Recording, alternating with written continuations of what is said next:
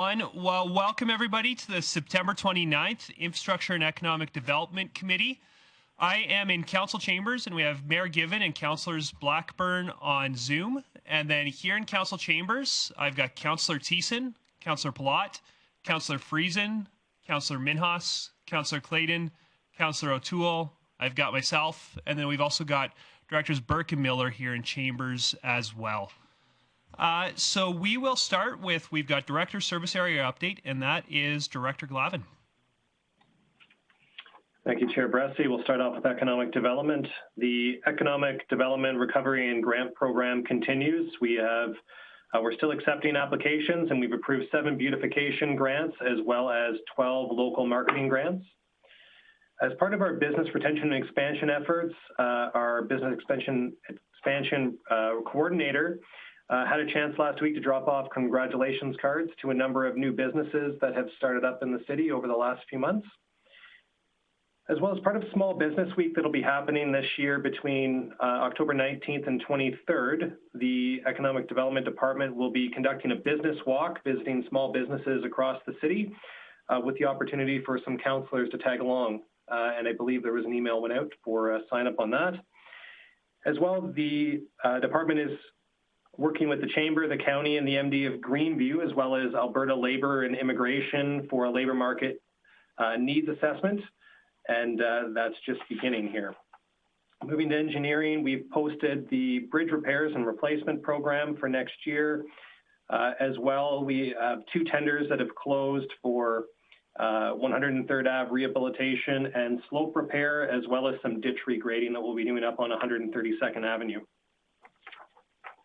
In transportation, we are just finishing up the last coats of paint for our roadways this year. Typically, we try to get the last coat before winter arrives, and we've been lucky to have a pretty nice fall that's allowed us to keep up on that.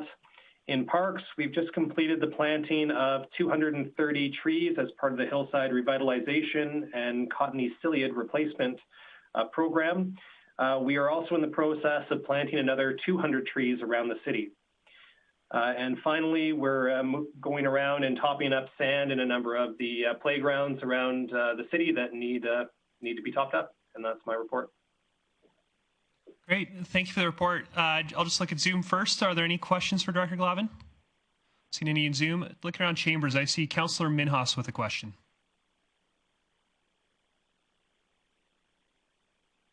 Oh.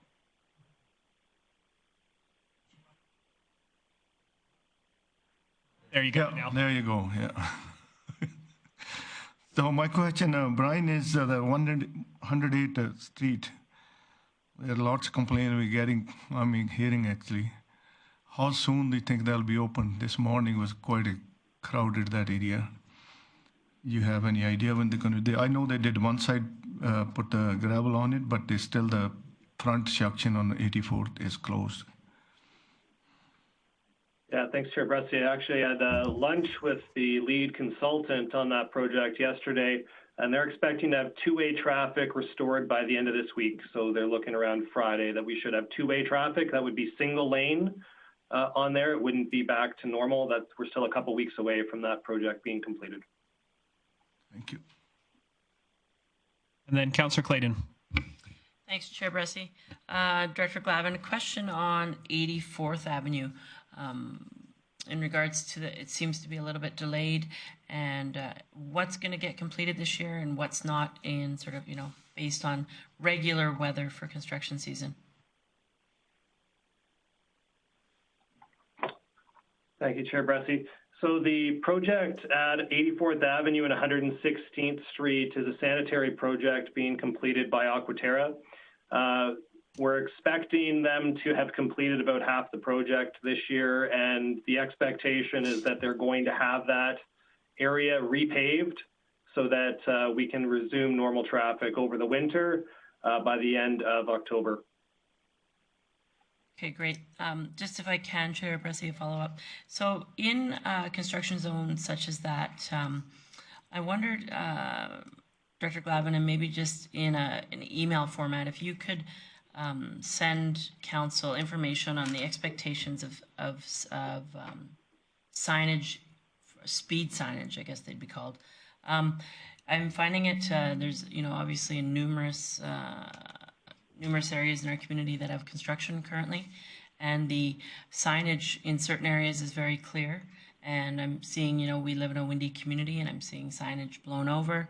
I'm seeing signage, for the first kilometer and then not the second kilometer. And so, my intent is not to have a motion or any formal direction here, but for council's information, if you could send information of the expectation of speed signage, because I get a lot of questions on it. Obviously, if somebody thinks a construction zone is 30 because there's an open excavation compared to if it's 50, then I know for a fact that there's signs blown over, and sometimes maybe they're supposed to be put down and they're not currently in use. And I'm just finding it very inconsistent, and I think it's really important as we have this opportunity to improve the road network in our community, that the communication that goes outward from the city is very clear. We never want to be seen as trying to hide the information from people. We want to be very forthcoming in what that information is. We're not reducing these speed limits for any opportunity financially. We're reducing these speed limits for safety, to keep the construction workers safe, to keep yourself safe while you're driving through these areas. So I just would like the communication to be very clear. And I'm finding lately in the construction zones, it's been quite inconsistent. So if you could provide that information to council, it would be greatly appreciated. Chair Bressy, yeah, for sure. That's something that we could definitely get out there, and a good reminder for our staff to make sure that we're monitoring sites when we're out and about for our contractors who are responsible for maintaining the signage on their sites. Great, thank you. Looking around, are there any other questions for Director Glavin? Great. Well, thank you. So we'll move on, and I see Rose's iPad. And Rose, my apologies, I don't know how to address you, but I'm not sure which item you're in here for the meeting for. But we just ask you to turn off your camera until the item you're speaking for comes up, and we'll give you an opportunity. We'll give you an opportunity to speak if you let us know you're coming, or if you're speaking about the development permit that we're going to be talking about next, then I'll be inviting anybody who wants to address us. Thank you. So next we're moving on to item 1.2. We've got a development permit application. We've got Ms. Tennant is going to be our administrator presenting on this. And something I just remind council is this is a conversation we're having that is appealable to the SDAB. So for that reason, I do want to keep things a little bit more formal here. So I'd ask council to let's make sure when administration is presenting, we're asking them the questions we need to ask them. If people speak to it, we're asking them during their presentation the questions we want to ask them. And then once we get into debate, I'd like us just to stick with debate between council. So I'll invite Ms. Tennant to give the first presentation. Hello. Thank you, Mr. Chairman. Oh, and sorry, my apologies. First of all, I'm going to recognize Councillor Minhas. I excuse to get out from this one. Could be conflict. Great, thank you. So Councillor Minhas is leaving chambers now for the rest of this conversation. Thank you, Councillor Minhas. All right, Ms. Tennant. Okay, this is development permit PL 200356, and it's for a freestanding sign with a small digital panel, and it requires 3 variances. It is recommended that the Infrastructure and Economic Growth Committee approve this development permit because the proposed variances will not have a detrimental effect on adjacent properties, and the proposed location for the sign does not impede traffic safety. The application is for the property at 9320 100th Avenue. It is a CL, Local Commercial Land Use District, and is home to Urban Leaf Cannabis, Urban Liquor Company, and the original grocery and convenience store. The applicant is proposing to put up a new sign on the same base anchors that the existing sign is using, and because of this, it's requiring 3 variances. 2 of the variances have to do with the distance from the sign to the corner of the property. The 3rd variance has to do with the size of the sign in the CL district. The sign is going to be 7.8 square meters, and the permitted maximum sign in a CL district is 4.6 meters squared, which is a 70% variance. The existing sign has been in place many years, and the setback requirements at that time were under a previous land use bylaw, and that has resulted in the 2 variances required for the distance to the corner. The sign application has been circulated to the traffic engineering for an assessment, and they have no safety concerns with the freestanding sign at the proposed location. Development permit applications requiring a variance over 10%, as well as the discretionary use for the digital, must be circulated to adjacent property owners. In this case, the information was circulated to 12 adjacent property owners, and as of the writing of this report, there have been no responses. Development permit PL200356 is an application for a freestanding sign with 3 variances and a digital panel. And the applicant is proposing that they use the existing sign footings for the new sign. Administration has confirmed that the proposed sign at this location presents no safety risks. Therefore, administration recommends that the sign be approved with the variances and conditions as per the development permit that was provided. Thank you. Great. Thank you very much. Just looking around, are there any questions for administration? Councillor Friesen, and then Mayor Given, and then Councillor Blackburn. Thank you very much, Ms. Tennant. Thanks, Chair Bressy. Just a question in regards to the electronic component of the digital panel. Being that it's so close to the corner, has administration considered any limitations on the brightness or number of nits that the digital sign would be able to emit? Thank you, through the chair. There are guidelines in the land use bylaw as to how bright the sign is permitted to be. And in this case, because it is so close to residential, the digital portion will have to either be a black screen or turned off between 11 p.m. and 6 a.m. Okay, no, thank you for that. My concerns are largely in regards to before 11 p.m. In the winter months when it gets darker around 5. Has administration considered maybe perhaps a limitation on how bright the sign is allowed to emit itself because it is so close to the corner? Administration has not considered that, no. Okay, thank you. Mayor Given. Thanks, Chair Bressy. Ms. Tennant, I just wanted to make sure, just to confirm, so there's a rendering of the sign and elevation of the proposed sign. And so is it just that bottom 18-inch section that's going to be the electronic display, the electronic messaging display? Through the chair, yes, sir. That is the size of the digital panel, only 18 inches high. Okay. And then, Mr. Chair, if I can, the other question that I had was in the development permit, point number 9, talks about the sign brightness not exceeding a certain amount of nits after sunset. So is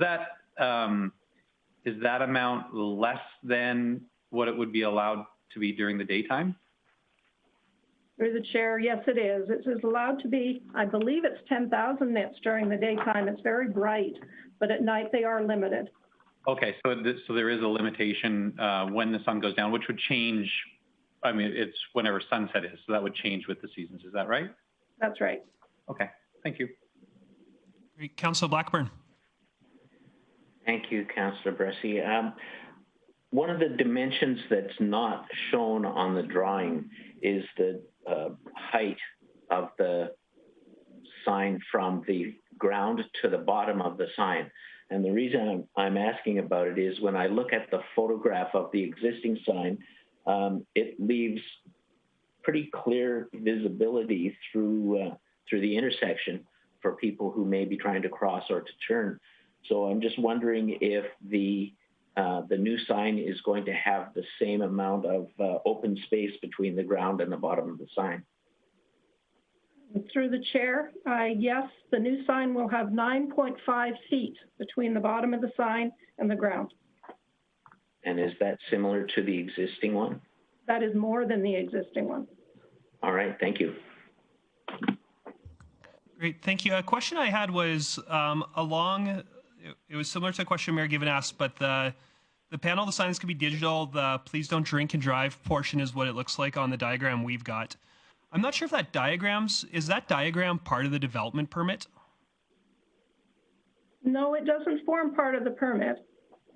So I guess what my question is I'm trying to see where in the permit would ensure that portion of the sign remains the only digital portion. Where is there any risk if we approve this development permit today that in the future would there be the right to go and make more of the sign digital? Oh, I understand now. Sorry. Yes, the sign, as the drawing as provided, is stamped, so it becomes part of the permit. So no, they cannot make the digital panel bigger without reapplying. Great, excellent, thank you.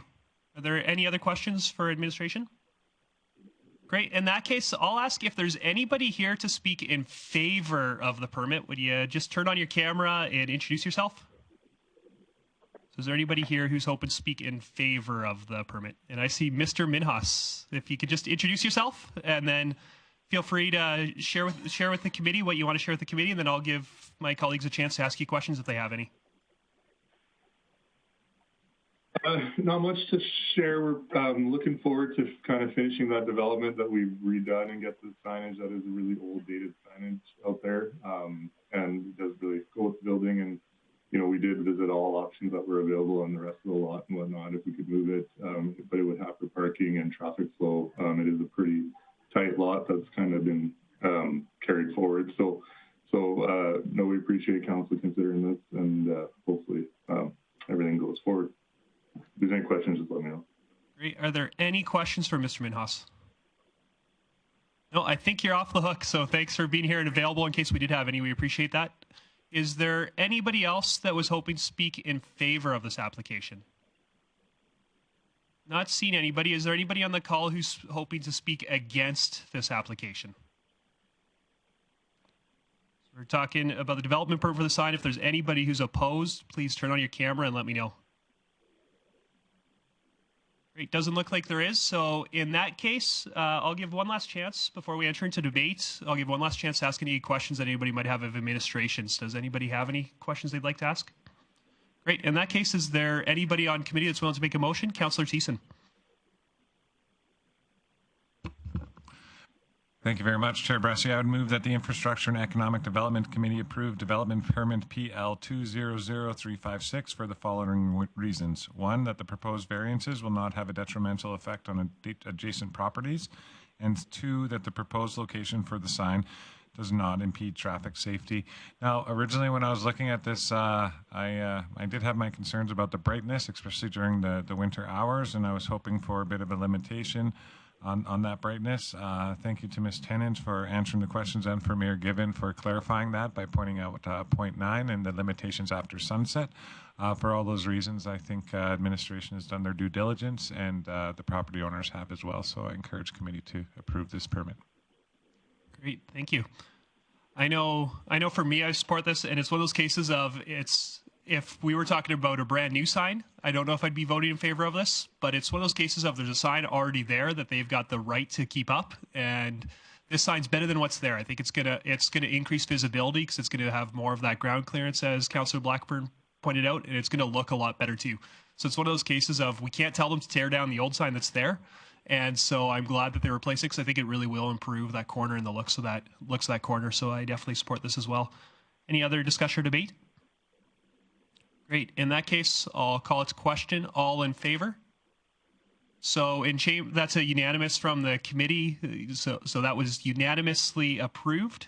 And I don't think there's any other discussion or debate about this, but I'm just going to give a minute for Councillor Minhas to come back to chambers.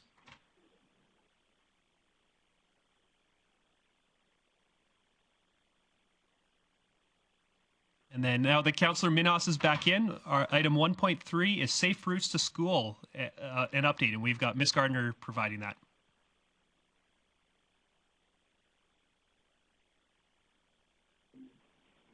Thank you, Chair Bressie.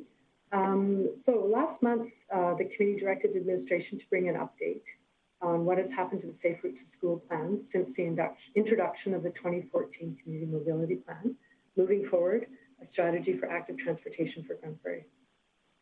Administration began working on Safe Routes to School in 2008, collaborating with both school boards, AMA, Alberta Health Services, Alberta Transportation, the RCMP, and various other internal departments. These stakeholders focused on getting children to walk to school. There was limited engagement within the schools. Feedback from the parents concentrated on a lack of infrastructure for the built environment. In 2013, Council requested a community mobility plan. The plan presented in 2014 included a strategy focusing on walking for the commute, for recreation, leisure, walking to school, cycling, transit, and the built environment. Coming out of that strategy was 10 recommendations. Many of those recommendations received funding during the 2015 to 2019 budget discussion. Number 8, which focused on education, encouragement, and evaluation, was not funded. However, administration continued to work on the Safe Routes to School program in a limited capacity.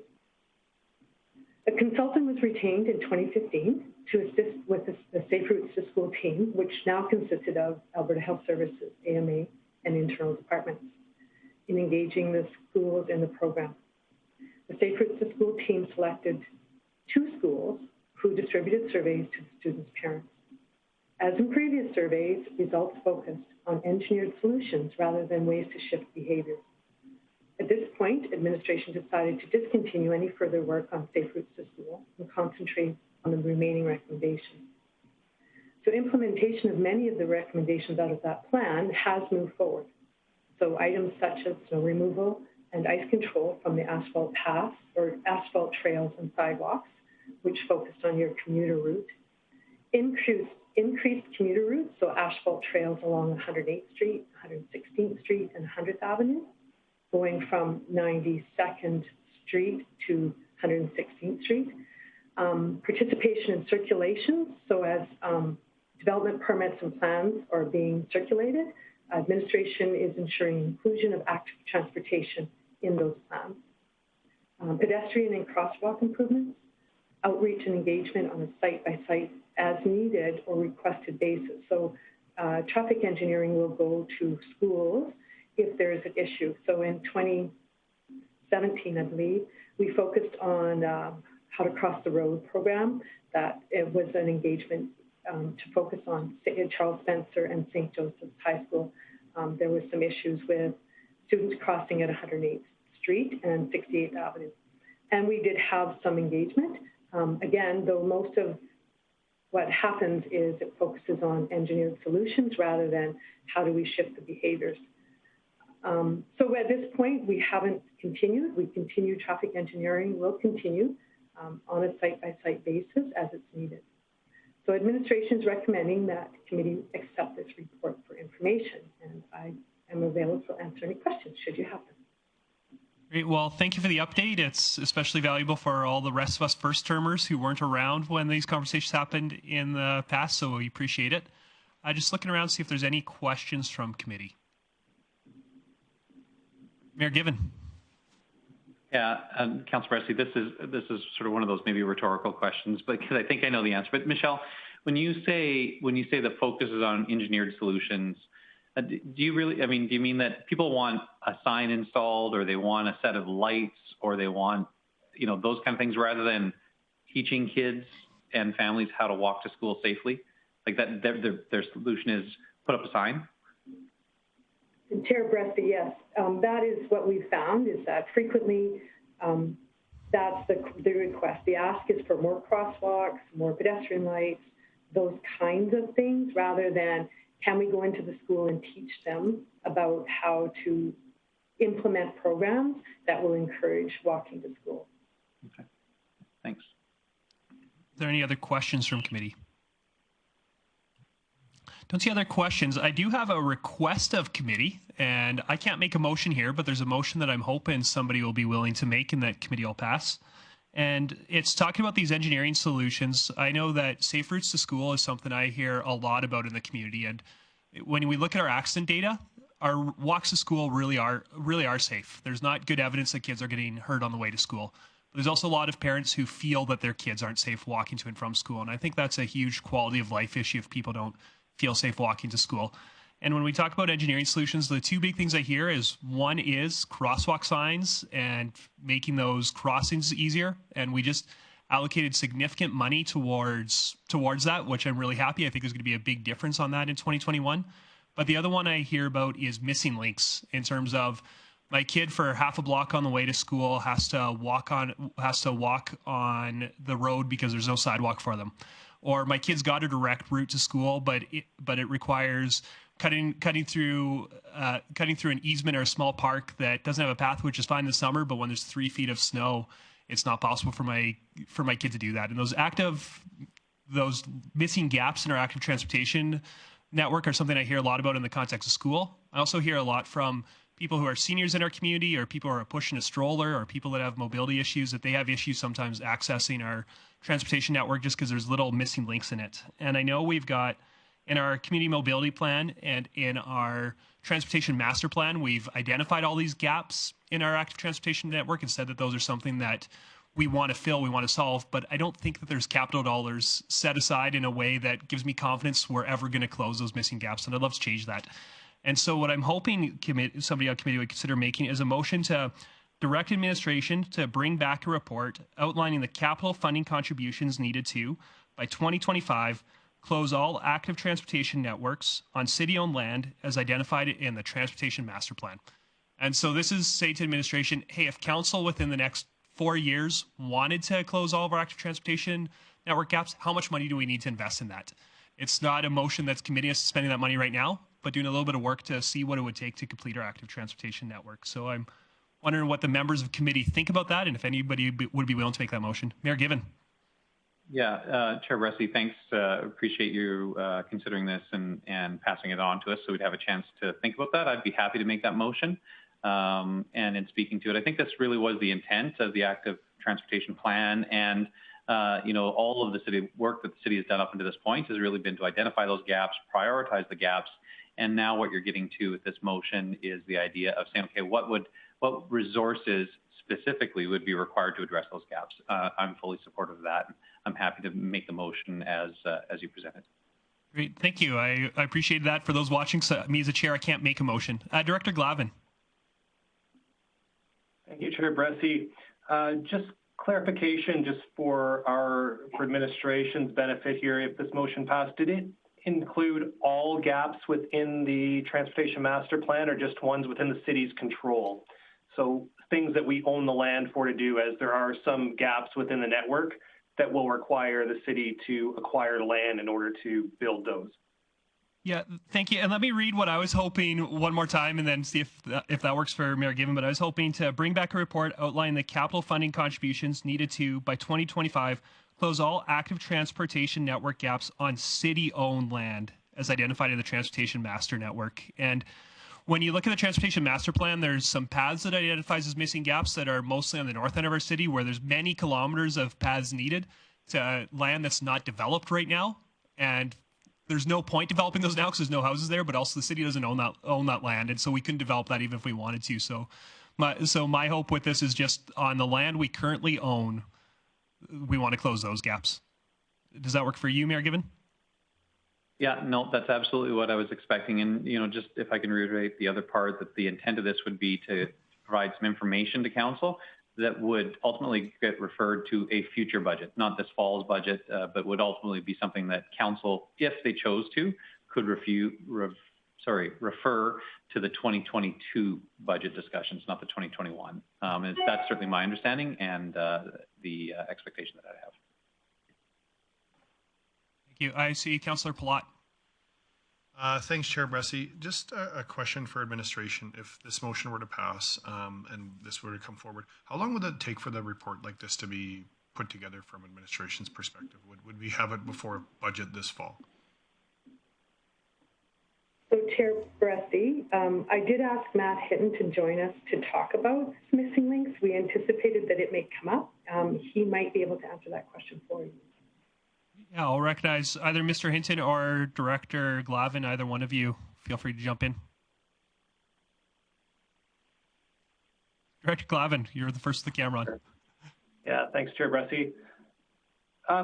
This is something that we haven't been actively maintaining a current list of. We do have it within the Traffic Master Plan, but over the last few years, we've been concentrating only on rehabilitation of existing trails. So the missing link program hasn't seen a lot of attention. I would want to go through the master plan. I know there's some areas of it in the master plan that need to be updated, as there are trails in some of the locations that say that there aren't trails, as we've built some not built some this year, but there's some that were actually done that just didn't get captured within the master plan. I think given the timeline of getting something of good quality in front of council for this budget is probably a little bit tight, given trying to close up all of the capital projects that we have currently open before the snow flies. If council wanted something that was relatively I don't want to use the word weak, but as far as short on details, we could have, you know, something very basic put together before budget, but I wouldn't want that to be the document that was relied upon to make decisions. Councillor Thiessen. Yeah, thank you very much. My understanding of your motion is essentially this is all going to be placed forward onto the next council, so the years 22 to 25, after the next election. So I think there's no rush really to push this report forward, but I do think it's forward thinking and very thoughtful, and it will hopefully give administration enough time to consider it and to present it towards the next council after the next election when they entertain their first year of their budget before they enter into their 4-year cycle. So for all those reasons, I'm going to support this and to encourage administration not to rush anything to get us to make snap decisions on documents that are pretty thin. Thanks. Is there anybody else who would like to get in on this? In that case, so we do have a motion and I'll call it to question. So all in favor? And that motion passes unanimously. Thank you, Mayor Given, and thank you, committee. I really appreciate the support on that. And then, scrolling up on my, sorry, just having some agenda package issues. And then we've got item 2.1. We've got other business. This is city communication with new homeowners. And I don't think this was administration that put this on this. This was council that put this on our agenda. And where this came from was when we were getting our canola to Keys presentation. There was talk about administration, if I'm recalling correctly, communicating with new homeowners about requirements around lot grading and helping homeowners get some good information about here's how you grade your lot so you don't get water in your basement and you don't get water in your neighbor's basement. And committee looked at that and said, hey, there might be an opportunity here to have further communication with homeowners to help them know what else they need to know about the city and help them feel good about buying a home in the city. And that was at the end of a very long meeting on a very busy day. And so we said, hey, we're not going to give direction to administration now that might be from the hip, but we'd like to have this conversation at a future committee meeting. And so I'll just look to committee and see if there's any business that we'd like to do regarding this today. I see Councillor Palat. I guess thanks for that, Chair Bressie. I mean, it's weird to us just spitballing out. I mean, I guess we're used to having administration come and bring some kind of a report for us to review. I would hope that we get some sort of report like that because I'm kind of curious to see what administration actually thinks would be good content for homeowners. I think working with Build, Grande Prairie, and potentially the Construction Association on retro jobs would be a good thing. I know in my history, it would sure be nice if homeowners had some kind of a package from the city. I think that would alleviate a lot of stresses on specifically around lot grading, base development, deck development, that kind of stuff. But rather than getting into a bunch of things that I think should be on it, I'm kind of curious if there could be a motion made that asks administration to maybe bring forward what they're looking at doing for us to have something to review. I just think we could just go round and around on this today and throw out a lot of opinions, which I'd be happy to do because I think I've got some valid opinions on what I'd like to see on that. But I really do think this is a good exercise to probably start with administration first. Is there anybody else that would like to? Councillor Clayton. Thanks, Chair Bressie. Yeah, I agree with the welcome wagon no longer being in the city.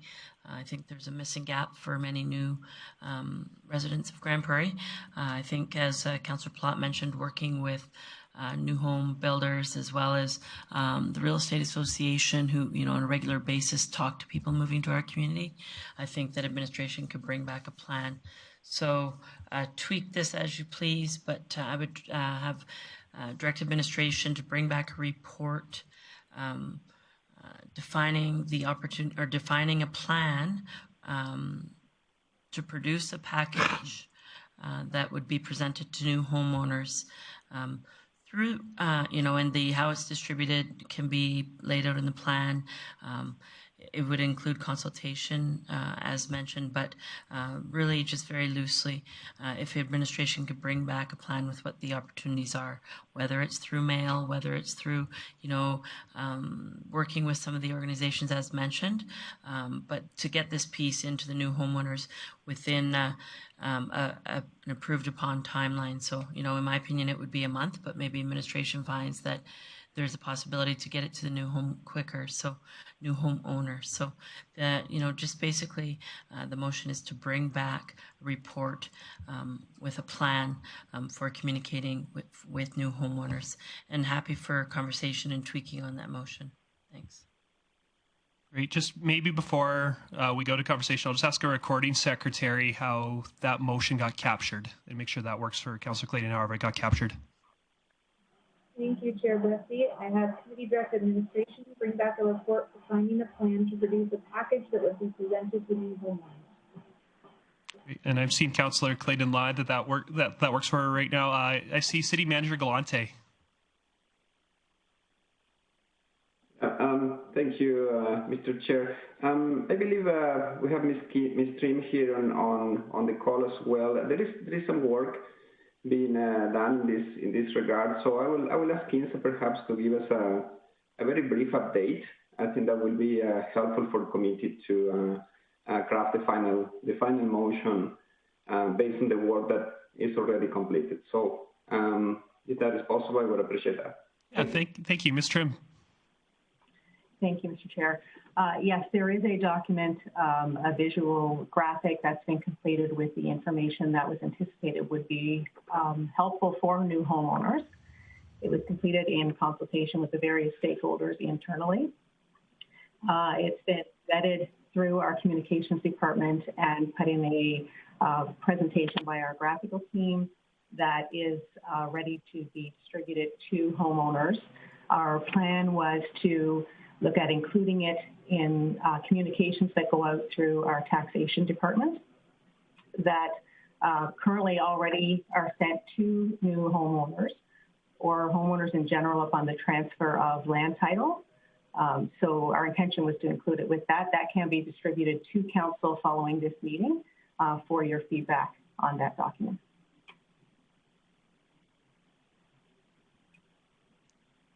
Yeah, Councillor Clayton. Given that valuable information, I'm happy to rescind my motion. Thanks. Great. So we don't have a motion. We don't have a motion on the table. On the table then.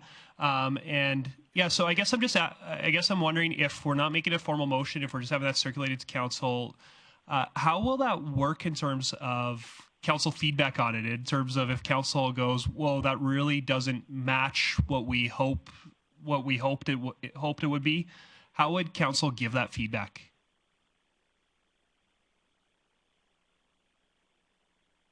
And city, I'll recognize Mayor Given and then City Manager Galante. Well, thanks, Councillor Bressie. So a suggestion might be, and I appreciate it's helpful to track council motions and actions, and so maybe it would actually be a motion directing administration to present the materials that have been developed and administration's plan for how they would circulate those materials at a future committee meeting. Because that way, council, that way, first off, this would show up as an item on our outstanding items list, and we would know that it's happened, and we'd be able to follow up. But secondly, it would provide that formal opportunity for council to provide input and feedback into the materials, and to, just to sort of more clearly understand, how often do these go out? When will they go out? What Ms. Trim shared sort of makes sense, but I don't know if it meets everybody's expectations.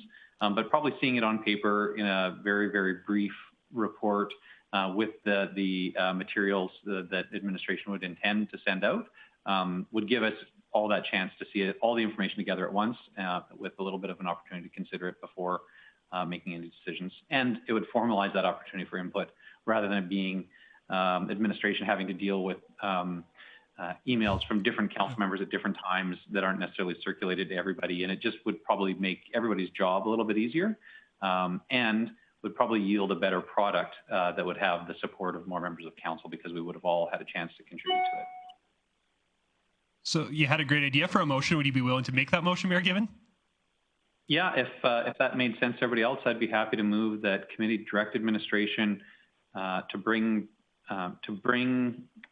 direct administration to present the materials that have been developed and their plan for transmitting those materials to new homeowners at a future committee meeting, period. And again, this is administration putting together a very brief overview of how they were planning on getting those materials out, and then sharing the materials with us. Then council will have an opportunity to provide some feedback and review that to make sure it met the intent that council that we all individually probably had in our minds. That way we can all make sure that we're on the same page. Great. Thank you. I appreciate you making that motion. So we've got something to discuss. Is there any conversation or debate? In case we do have a motion on the floor, so all in favor? And that motion passes unanimously. And then with that, I think that brings us to our outstanding items list. Director Glavin. Oh, sorry, just give me a second, Councillor Glavin. Were you hoping to? Oh, sorry. Before we get to outstanding items list, I'll recognize Councillor Clayton. Thanks. Just on other business, I wanted to bring up a topic that for consideration of committee.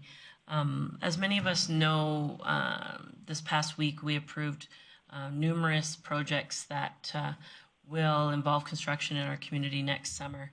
And one of them that was approved prior this term was phase 4 of the downtown overall project and revitalization, and including a major construction component closing the block from Scotiabank right to CIBC Bank. And so after much communication in the past few weeks, and I know other councillors have been communicated on with this in regards to what that looks like for those businesses, I wanted to, to briefly bring up the opportunity for us to support those businesses. And in my opinion, we've had many construction projects over the past last term and this term that have been have had heavy impact on those businesses in regards to them being able to operate and the downturn and what it looks like in their businesses. But how this is unique, in my opinion, is that other businesses have not also just gone through COVID. So, for example, if you want to compare projects on 68 Avenue or in other phases of the downtown project, it was very impactful on those businesses, but they also hadn't just gone through COVID where their doors were shut for many, many months. And so I think next summer could be very, very tough for some of these businesses. And so what I would look for, what I sort of was thinking is some support for these businesses in regards to a marketing plus utilization plan. And so it would include things such as additional opportunities that there might be for parking. It would include marketing to enhance, where there is access to the streets, what businesses are still open, whether the business is accessible on the back alley side. The plan also could include more regular maintenance of our alleys to make them more appealing for shoppers to go in the back door when they're not used to. And we might have a traditional plan of cleaning those alleys a couple times a year, but maybe next summer they need to be cleaned more often. And so I have a sort of a motion here, but I'm just looking for conversation at committee level and what other people's thoughts are. But I'm also happy to do a notice motion to bring it next council meeting. But I just sort of wanted to bring it up today and look for some input rather from my fellow committee members and fellow councillors. So just before I throw that out there, just a question for probably our city clerk or maybe our recording secretary. It's not on the agenda. So if committee is willing to discuss it, is committee allowed to discuss this, or do we need to require a notice of motion in the future? My understanding is if committee is unanimously okay with it, we can discuss something new, but I'd like to check the rules. Ms. Garbashuki. Thank you, Chair Bressie. The procedure bylaw does allow for other matters to be discussed at a committee meeting as long as your committee is in consent. Great. Thank you. So first of all, I'll just look around. I don't think I need to do a vote, but are there any objections to us discussing this now? Great. And I certainly don't. I think it is a timely topic that is important that we're talking about. So thank you for bringing it forward, Councillor Clayton. Really appreciate that. Why don't maybe if we're willing to discuss this, you said you have a motion. Sure. Would you be willing to make that motion so we have something concrete to discuss? So I would move that direct administration to bring back to council a plan for the fall budget deliberations that includes economic support for the downtown businesses. And I don't have the block, but I know Director Glavin's familiar with the block that I'm talking about, the block that will be under construction in phase 4. And that plan including marketing opportunities, additional parking opportunities, additional beautification opportunities, and any other possibilities that administration thinks will and help that block of retailers through the tough times. And speaking to the marketing plan, I don't think that the marketing plan necessarily needs to be executed from the city. It could be in collaboration with the Downtown Association. And so if there was potentially identified marketing dollars that council supported in the budget deliberations, they in turn could be funneled through the Downtown Association to assist with those retailers. So, the plan just really is to help those businesses get through those, those months of construction and with clear communication of, like I said, how you access the businesses, where you can park, when they're open, that type of thing. Thanks. So let me first ask our recording secretary how that motion got captured.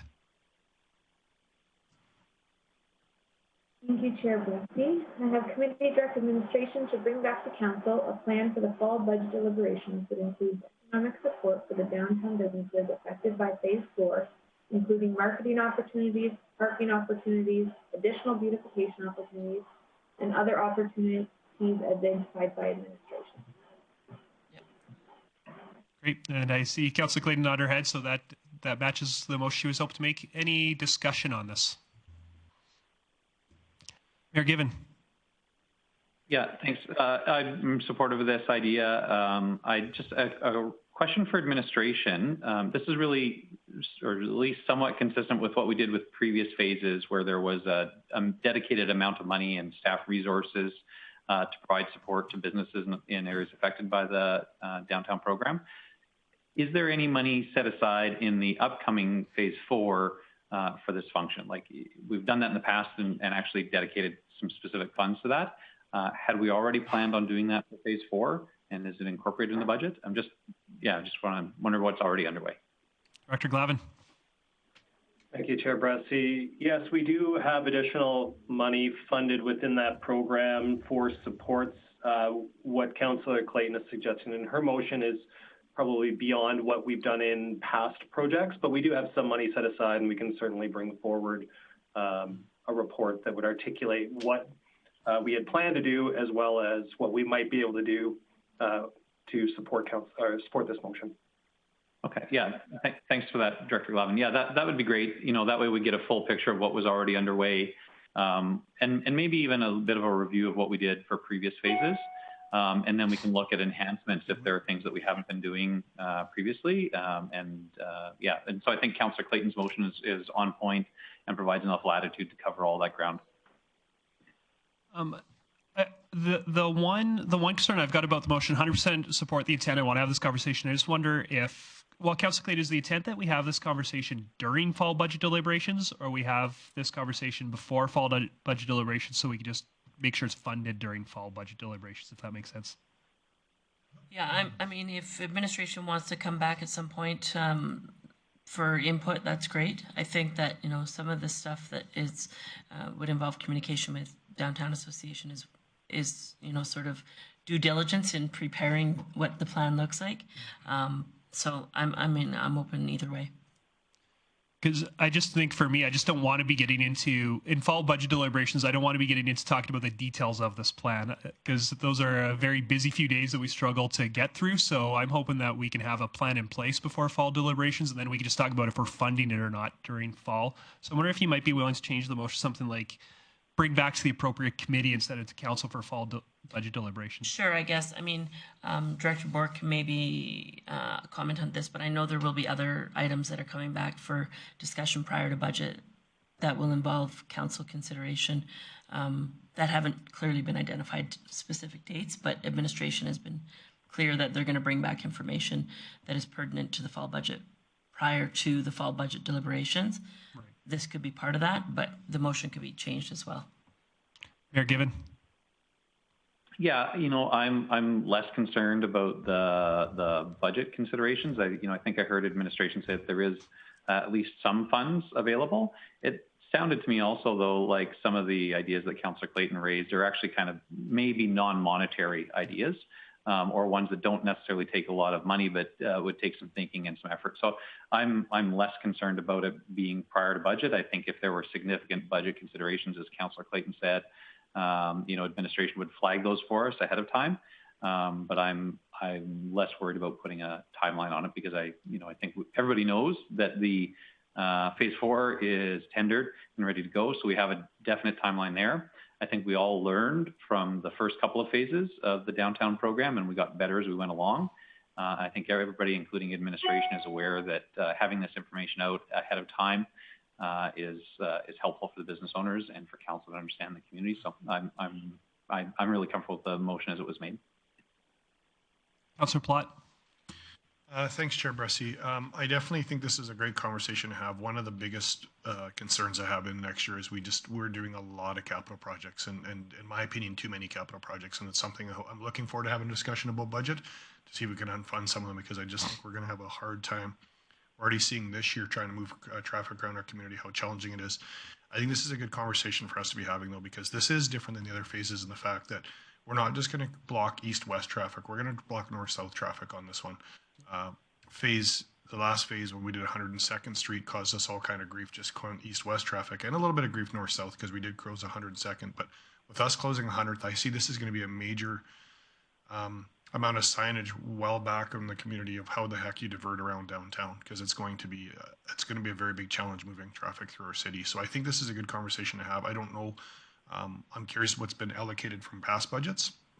For marketing. I think we're going to have a little bit more marketing going around this and a lot more signage and details just to have people moving around our community. So if we weren't doing, and I'm sad that we're doing it, but if we weren't doing the north-south route, which I wish we wouldn't be doing, but because we are, we're going to have a lot more issues with this phase than in other phases. So if there was an option to unfund that phase, I'd sure be happy to unfund that phase, because I think that was an overreach for this year, in my opinion, by a lot. But I think that with the fact that it's been tendered, maybe that ship has sailed. But can't make motions on this committee, but I'd sure be happy if somebody was trying to unfund that part of the thing, because that's going to cause us an incredible amount of grief, and I don't think it's going to bring the value that we think it's going to bring, in my opinion. But I support this, although I'm not a voting member on this. I think this is a very big conversation we need to be having. Budget's great. I would love to see it sooner, because I think it's going to be more than just a budget conversation, and I hate to get it lost at budget specifically. So I don't think it'll be the last time we're talking about downtown and how we're going to get traffic moving through it. But I would definitely hope that you guys support this motion. Mayor Given. Yeah, I just needed to clarify something.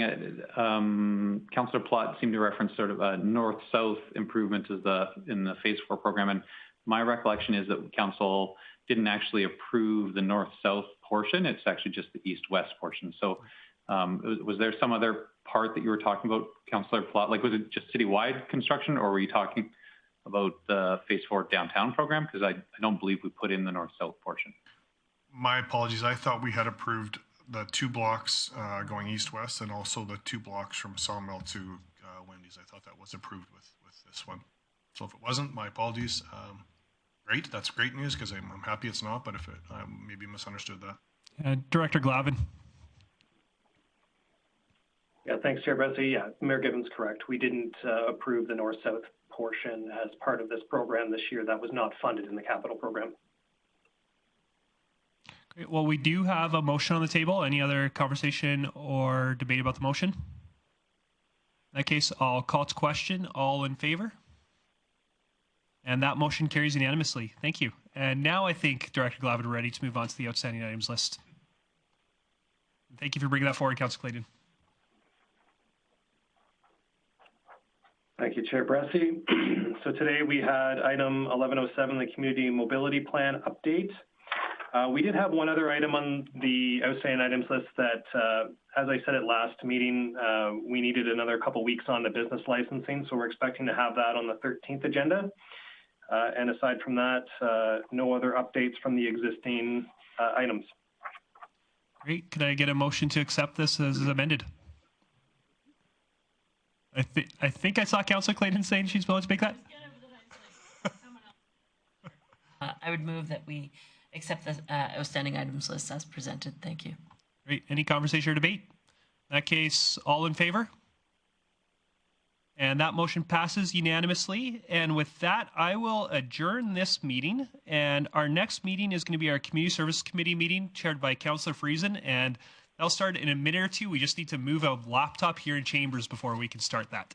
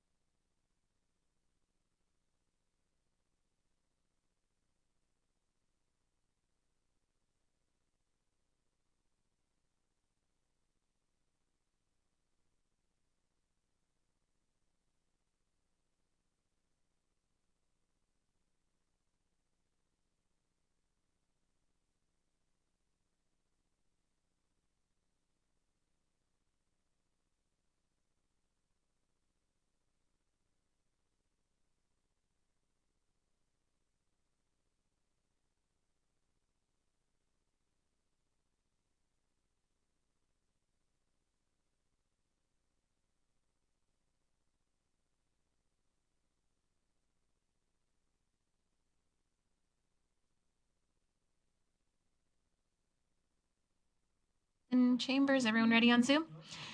5, 4, 3, 2, 1. Thank you.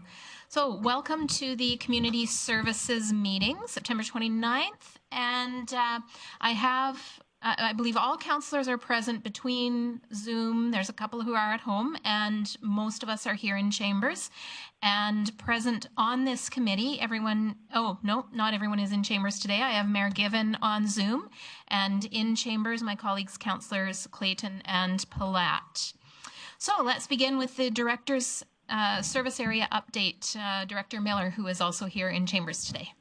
Good. Thank you, Chair Friesen. So I'll start with Community Knowledge Campus. So at Eastlink Centre, the increased facility access reservations through Perfect Minds has been consistently increasing and over 40% utilization in the past 3 weeks.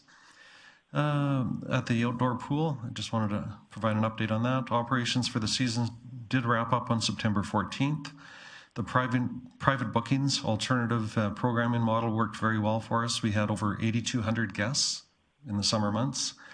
Over 1,500 guests were able to enjoy the pool through the Big Brothers Big Sisters partnership program that we made, that we utilized using the Don Gillies Legacy Fund.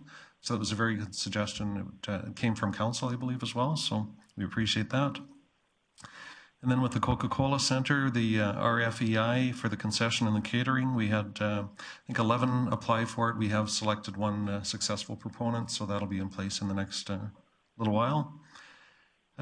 For events and entertainment at MCC, we had a Caribbean, the Caribbean Association of Grande Prairie hosted a Caribbean fashion show in celebration of Culture Days at the Teresa Sargent Hall on September 25th and 6th. And then the Monster Energy Professional Bull Riders Tour has moved their dates to November 5th to the 7th. So the arena will be closed for a TV set for TSN to record the show. It'll be broadcasted internationally. And with the addition of another day, there will be 3 PBR segments, which will run for a minimum of 5 television spots per show. So we'll get some great attention for our community. Then switching to facilities, the Curling Club. We're in the process of doing some prep work for a new ultra-low charge ice plant, and it's due to arrive the 3rd week in October, and it's a skid package, so it arrives complete. We just do the installation, should be up and running fairly soon as well. And then just a little bit more on the outdoor pool. Facilities looks after the operational side, so they said overall it did very well. It was a new site basically, so the surfacing held up well, and the plant as well. So it was good news. Then for fleet, the preparation of the winter equipment is on schedule, so we'll be ready when the snow hits. For sports development, wellness and culture, the construction project for the museum collection storage addition begins next week. The fall term of city programming has begun. The city events team is also preparing for 2 events in October. One will be hosting the annual Heritage Village Folktales Tour, and we're also delivering what we're calling a new and improved version of our Halloween Spooktacular. And details on both events are available, will be available this week to the public. And switching to transit, our team of staff bagged over 331,000 masks that we can provide to the transit users on our transit buses. And if there is a need for other uses for these masks, we can certainly consider that as well. Ridership on the conventional system is still sitting at about 55% compared to pre-COVID months. We still haven't brought back the split shifts for routes 1 to 3, and that's just based on we don't feel there's the demand for it. The 3 new electric buses are now in operation on routes 5 and 6, and we have shields in place as well for the drivers. And then we wanted to announce as well that beginning October 4th, we'll have Sunday service for the accessible transit system back in service, so we can serve those clients. We didn't have it in service just based on the demand wasn't there, but now the demand has increased, so we'll put it back in place. And that's my report, Madam Chair, unless there's any questions. Thank you. I see that Councillor Clayton has a question. Thanks, Chair Friesen. More of a comment. I just wanted to send kudos to within your bucket of many facilities. I had the opportunity to attend the Revolution Place outdoor it was called Plan Something concert this weekend. So you had to buy a table, which was a pod of 6 people, and it was executed excellently. I think they sold out because I didn't see any empty tables. But it was great to be outside, hear some live music, and so kudos to the staff. They did a great job, and everybody that I saw there really enjoyed it. So thanks. Good. Thank you. I'll share that with the staff. Thank you, Councillor Clayton. Any other questions? I don't see any, but I have a couple. Director Miller, you mentioned there that you haven't brought back yet the split shift because of demand. Where is our consideration of on-demand transit at? Because I have had some emails and comments that split is really missed for evenings. So can you address that, please? Sure. Thanks, Chair Friesen. So Mr. Harvard is bringing a report back at the end of October on the progress on the on-demand system. I know Medicine Hat recently put a system in place. We've looked at other communities as well. We have had a kind of an ad hoc on-demand system in place, and from my understanding from Mr. Harvard, not recently, but in the past, it was minimally used. So there wasn't a lot of demand for on-demand. But we'll bring back a report at the end of the month, if that's okay. Yes, looking forward to that. Thank you.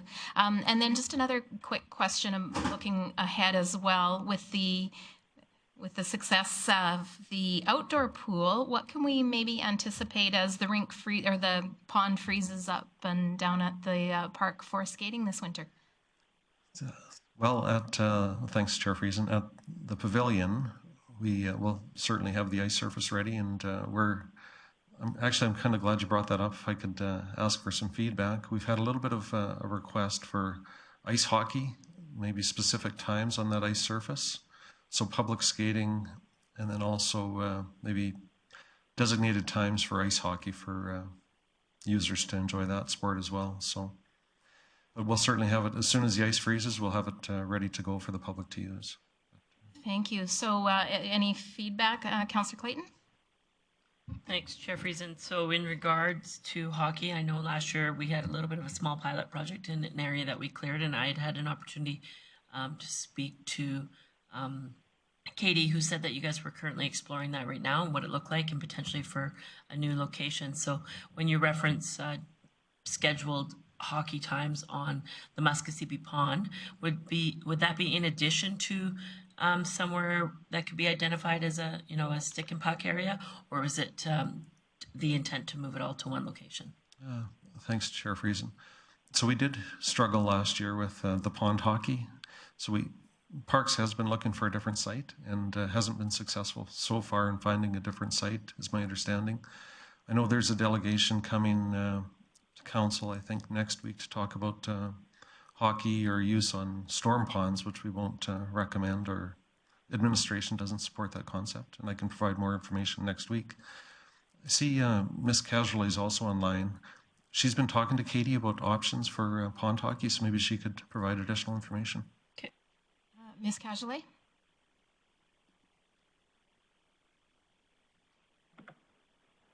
Thank you, Chair Friesen.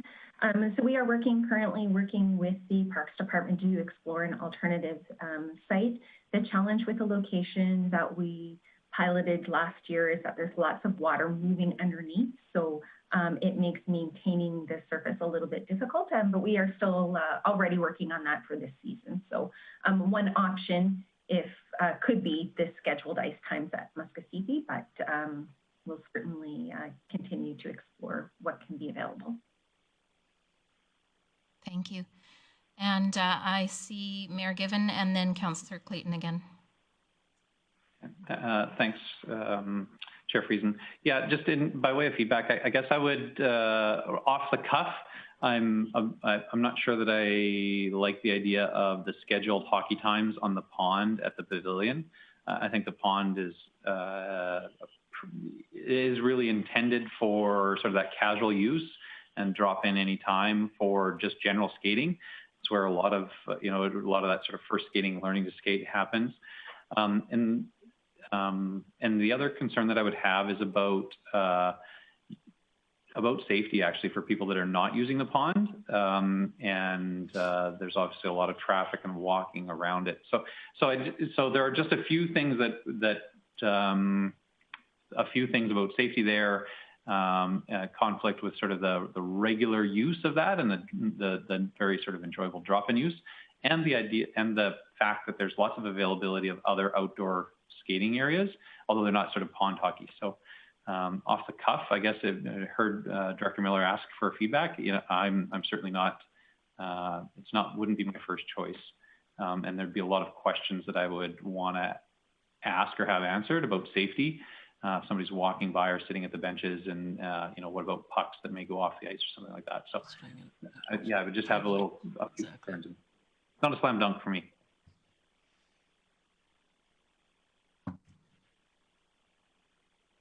Thanks, Chair Friesen. I agree with Mayor Given on that. As somebody who frequents the pond often, I think that it's truly a family facility, that it's meant for young skaters and you know, family activities. I have kids who have tried to play hockey there, and you know, I kick them off, staff kicks them off. It's just not meant for hockey, and so I think that there is an opportunity, though. And maybe it's something administration could look further into, is a temporary type of a rink adjacent maybe to the pond. And so and what comes to mind is some land potentially by the skate park. There's some flat areas there, and or maybe it's, you know, up top of where last year's spot was on the flat grass there. But it could be as simple as hay bales and ice, and maybe our robot clears the snow. I mean, we have a snow robot now.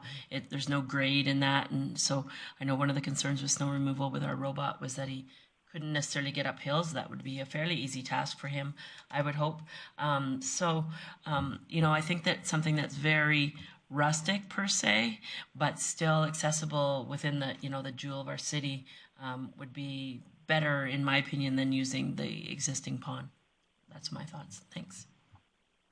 Thank you, Councillor Clayton. And I'll just nip in here before I go to Councillor O'Toole.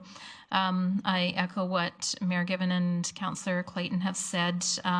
With regard to location, I would want it further away from areas where a lot of foot traffic is, because it is, you know, it is such a well-utilized trail area, and for a stray puck to hit someone, I think would be really unfortunate. So I'll go to Councillor O'Toole and then, or Director Miller. Yeah, I'll go to Councillor O'Toole then.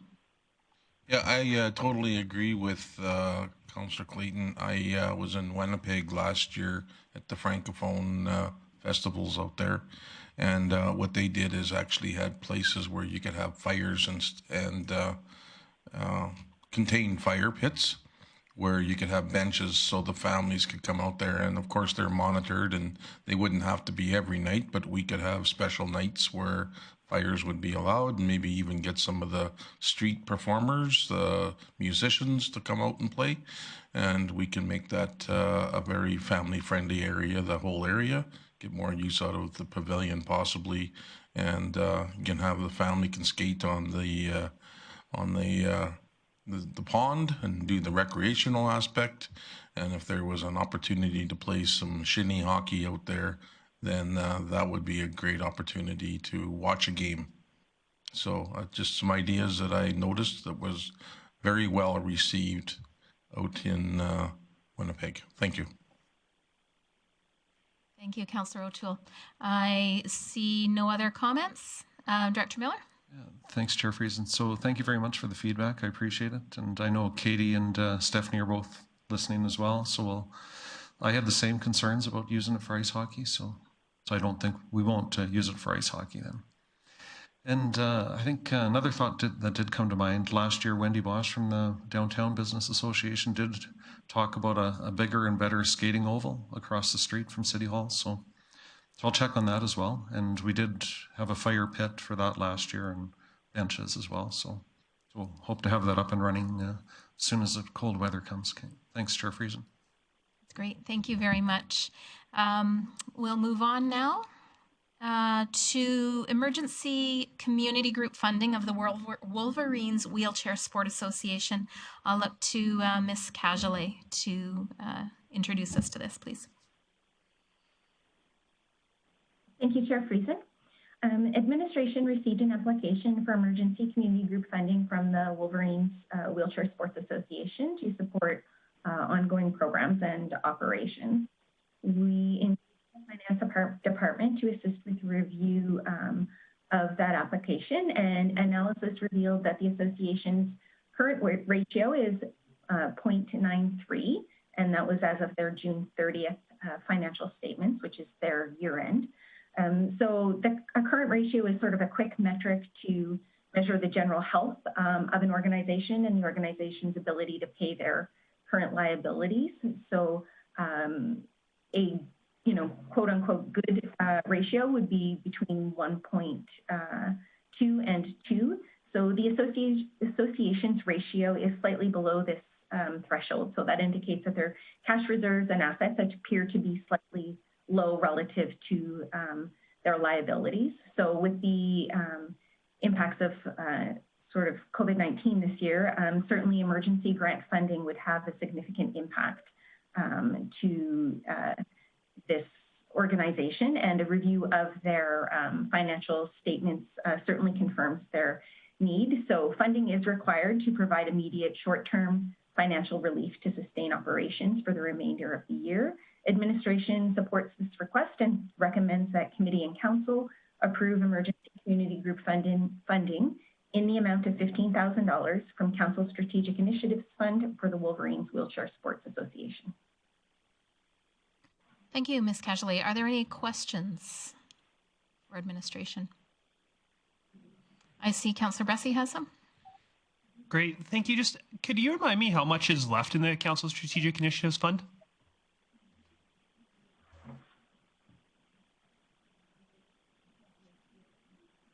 Yes. Go ahead, Ms. Cajolet. Thank you, Chair Friesen. If you can hold for just one moment, I will get that information. Unless Director Bork perhaps knows it off the top of his head. I do see that Director Bork is ready to speak to it. Thank you, Chair Friesen. There's $100,000 that has been allocated for emergency COVID funding. That would be the remainder of the fund. So all of it has been allocated. 100 has been allocated for emergency funding. This would be 15 of that 100. Thank you. Any further questions? All right, and I don't see any. I'm looking for a motion then. Mayor Given? Yeah, Madam Chair, I'll move that, sorry, make sure that I'm on the right one. I'll move that the committee recommend council approve emergency community group funding in the amount of $15,000 from Council Strategic Initiatives Fund for the Wolverine Wheelchair Sports Association. And in speaking to that, we do on Zoom, I think, have a representative of Wolverine Wheelchair Sports Association. Sounds like they didn't need to speak to this. I think council and administration really understand the need of the organization. Appreciate the work that would have went in to gather the information that our administration needed.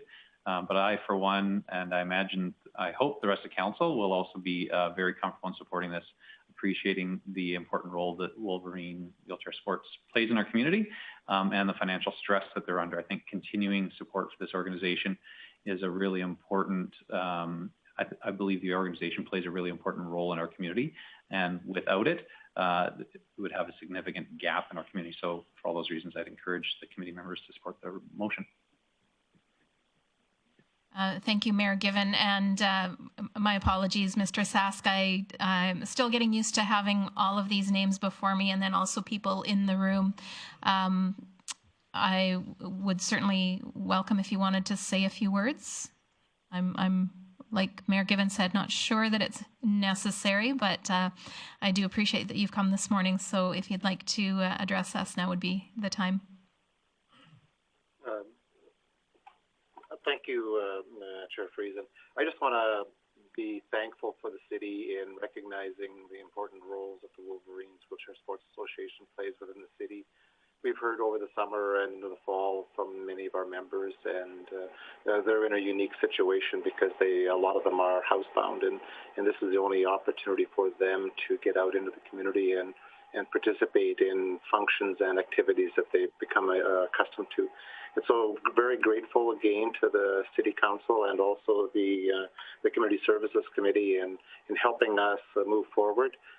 We can now at least look at restarting some of our programs going forward with this over the winter.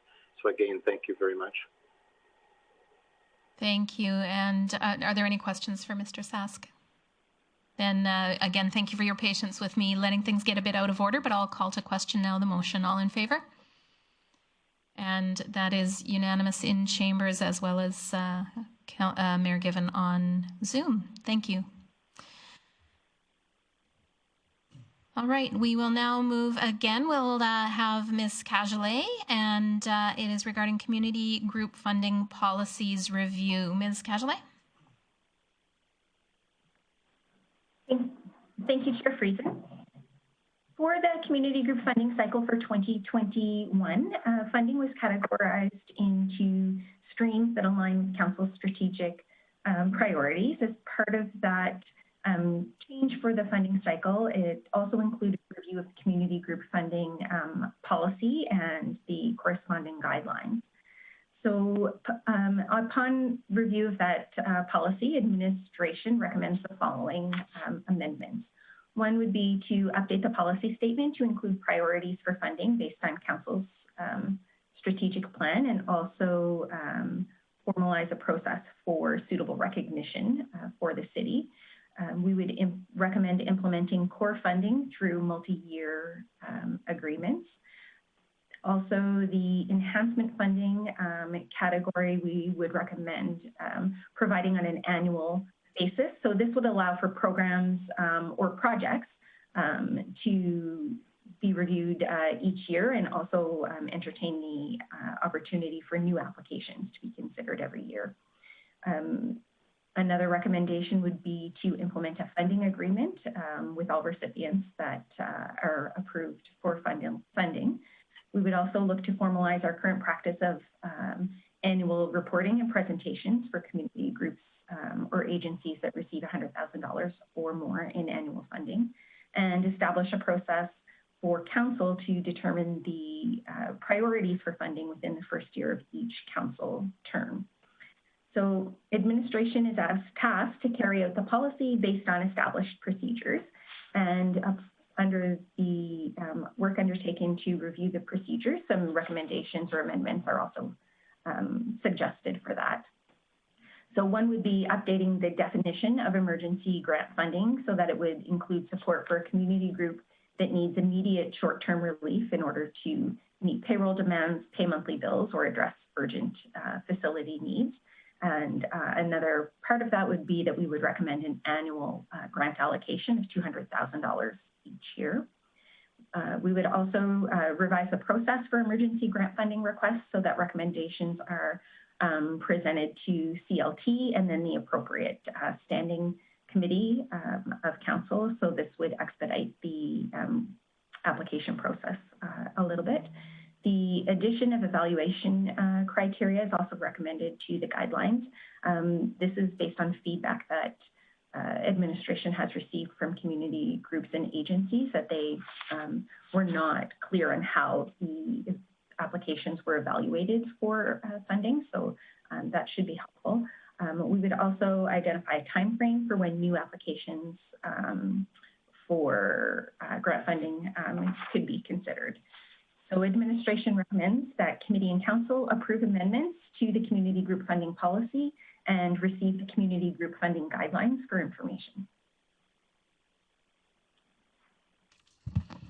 Thank you, Ms. Cagelet. I know this is something we've been looking forward to seeing, and I see that appreciate the work that has gone into it. Are there any questions for administration?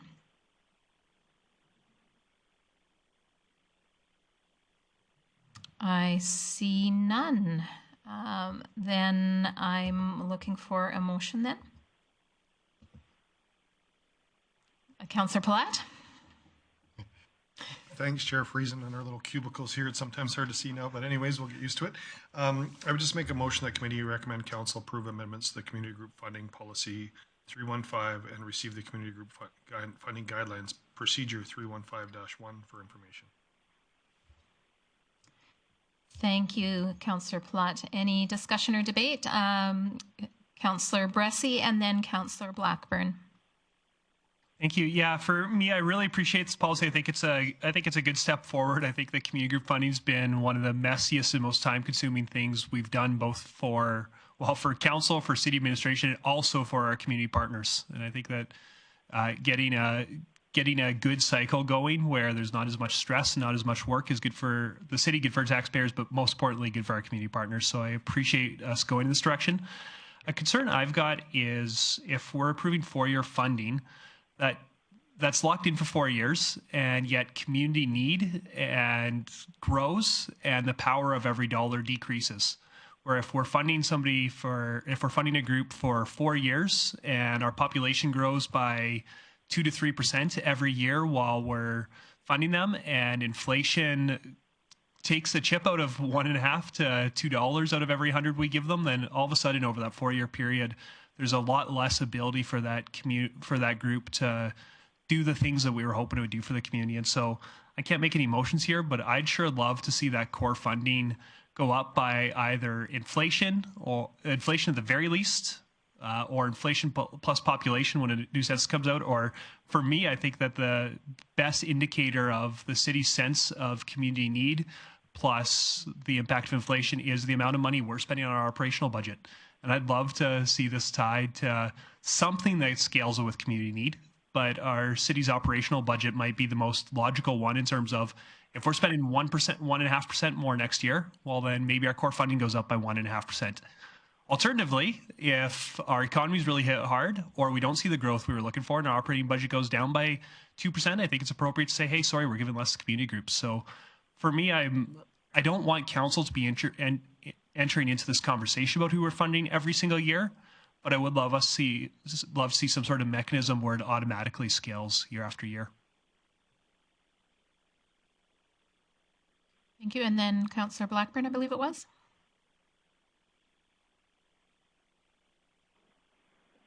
Thank you, Councillor Friesen.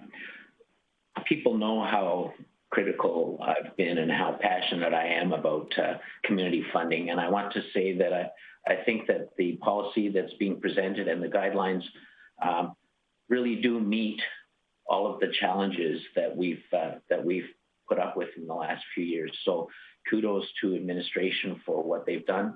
I like the idea of the 4-year funding, and I didn't look again, but I seem to recall that even a group who has been given a 4-year agreement has the opportunity to come back to council during that 4-year time if the need arise. So I'm not as concerned about, if that's true, I'm not as concerned about inflation and other challenges as Councillor Bressie has mentioned. The other thing that I like about it is that having a funding agreement with that organization certainly gives a better framework for reporting back to council. I've seen lots of these reports from community groups in the past that some are very good and very thorough, and some are very cursory. And so I think if there are specific things that they need to report on in order to satisfy the agreement, then that's a good thing. So overall, I'm very pleased, and I hope that the committee will support these amendments. Thank you.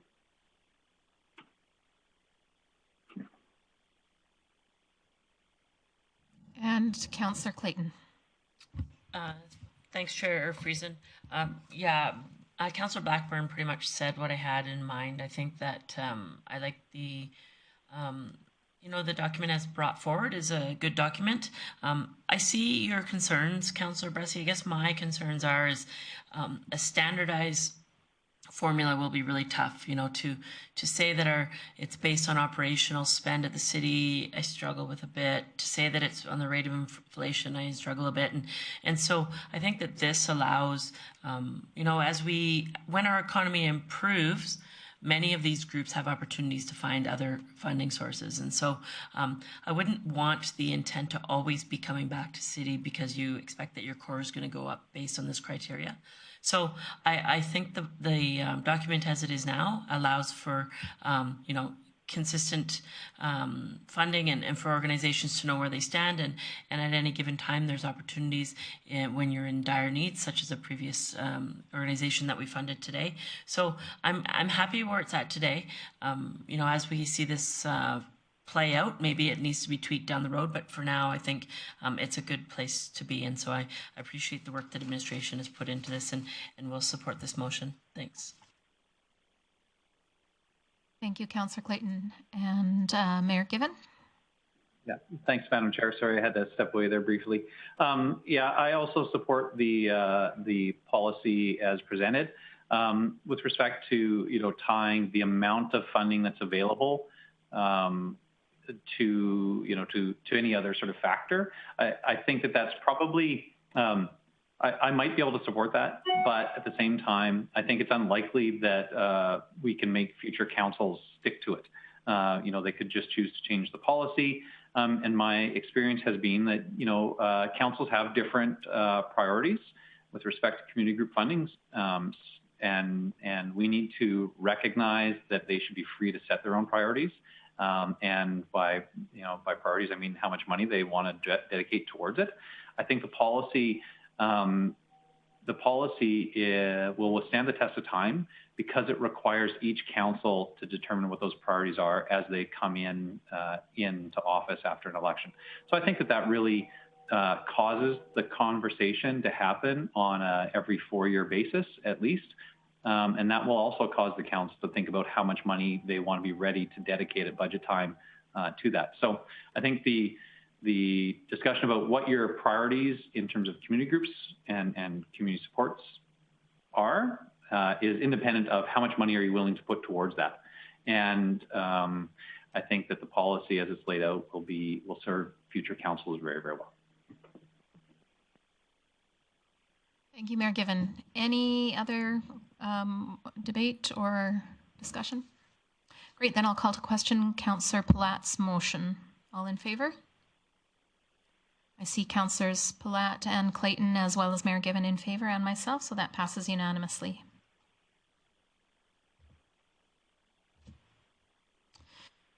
All right, Ms. Bieberdorf, I see you with us on screen there.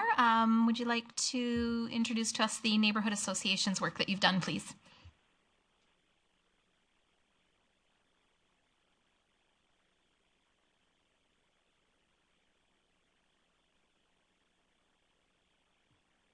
So it appears on this end that you are not muted, but we're not hearing you. Can you hear me now? Yes, we can. Thank you. Perfect. I was having some audio issues, so I was actually just asking if you could hear me. So that's great. Thank you, Chair Friesen. Since 2012, neighborhood associations in the city of Grande Prairie have helped to provide a sense of place and belonging and assist with improving quality of life for residents. This spring, neighborhood associations expressed a desire to have a clear vision and expectation regarding their role to help with future planning. Administration has also been working with the neighborhoods to identify strategies to support engagement, including information sessions, open houses, and some other initiatives, including city-led events such as Neighbor Day, which just occurred a few weeks ago. In addition, a motion was passed to include a representative from the neighborhood associations to join the Community Advisory Board, and the call for applications will be circulated once available. The support of neighborhood associations encourages residents to stay engaged and improve the quality of life in their community. With a clear purpose, associations will continue to support residents in the city of Grande Prairie. Administration recommends a formal policy is adopted by council to guide neighborhoods in working towards a common purpose. Thank you.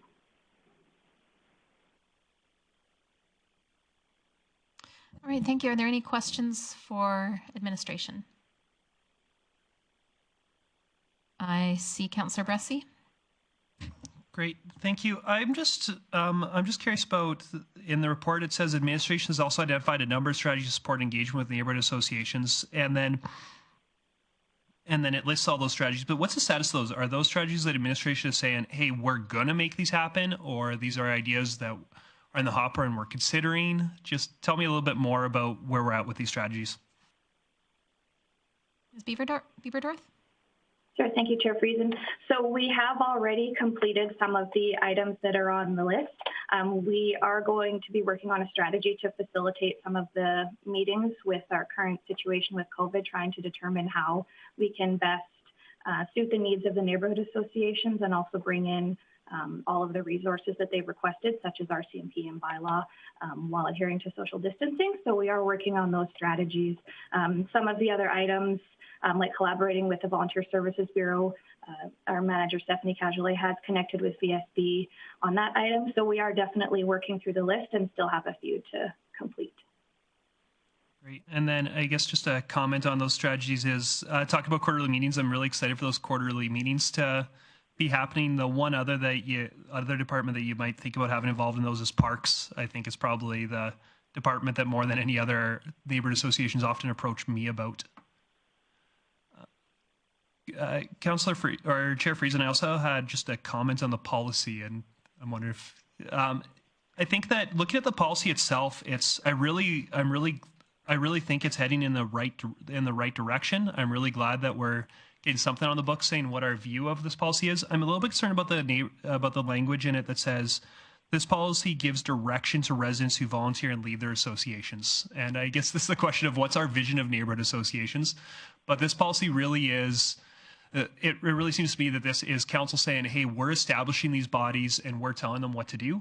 But that's not really my vision for it. My vision really is that these are things that I hope are happening out in the community with city support.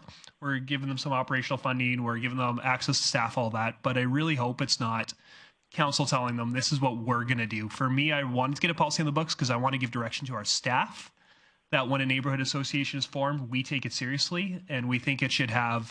We think somebody who's calling on behalf of a board of a neighborhood association to have a stronger voice than just a random resident calling in to say something. And so for me, this policy is about giving direction to our staff more so than giving direction to our neighborhood associations. And so I support the policy mostly, but I'm not comfortable with that one line saying this policy gives directions to residents who volunteer and lead their associations. Thank you, Councillor Bressie. I recognize Mayor Given. Yeah, I'd concur with that. I think we are intending these to be sort of vehicles for residents to determine their own future and to give them a voice. It's pretty difficult for us to tell them exactly, but I appreciate that maybe that's just a wording challenge. And so, a different kind of wording could maybe solve that without really having to restructure the policy. If it was something along the lines of this policy clarifies City Council's intent for the benefit of residents who volunteer and lead these associations. So rather than giving direction, we are clarifying council's intent. I think that would, for me at least, that would sort of, I don't think we're giving direction to neighborhood associations, but we're clarifying what the city's intent is for them or why they exist and what council is hoping from them. So if we'd like I could propose that as a formal amendment, and then we could move the policy as amended, or we could move the policy including that amendment. I'm fine either way if that met the concerns of other council members. Thank you, Mayor Given. Any comments? I'll jump in here, and I think we would be looking for a motion, and I think it would provide a sense of comfort if the motion did include an amendment or a suggested amendment to that. So I will look for a motion. And Mayor Given then. Sure.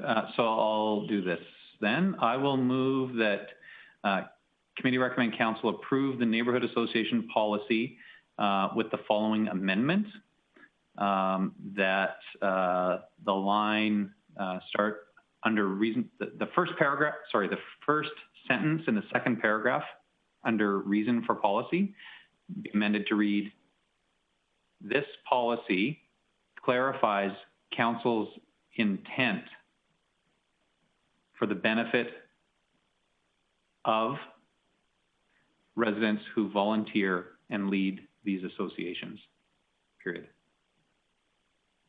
So sorry for anybody that's trying to get that down. I tried to do it slow enough so that it would all be able to catch the right place, but it's the first sentence in the second paragraph of the reason for policy section. And just to sort of amend that part and remove the gives direction to, and replacing that with clarifies council's intent for the benefit of. I did see that Ms. Bieberdorf appeared to be typing. Did you get that, Katie? Thank you. Yes. All right, then any discussion or debate on the motion? I will call to question then the motion of Mayor Given. All in favor? And that is unanimous with Mayor Given on Zoom and the councillors Clayton and Palat and myself in chambers. Thank you. And I think that takes us to no other business. There's to other business, of which there is none, and the outstanding items list then to Director Miller. Thanks, Chair Friesen. So the first three items are all on track. We'll have the indoor rec facility report on October 13th to committee, and on-demand transit at the end of the month, along with the archives report. And then if we can remove 1070, please, as we heard the community group funding policy review today. Thank you. Thank you. Any comments or questions or a motion to receive? Councillor Clayton, so moved. Thank you. And all in favor? That is all of us who are on this committee. Thank you. And I will turn it over now to, I believe, Councillor Minhas is next.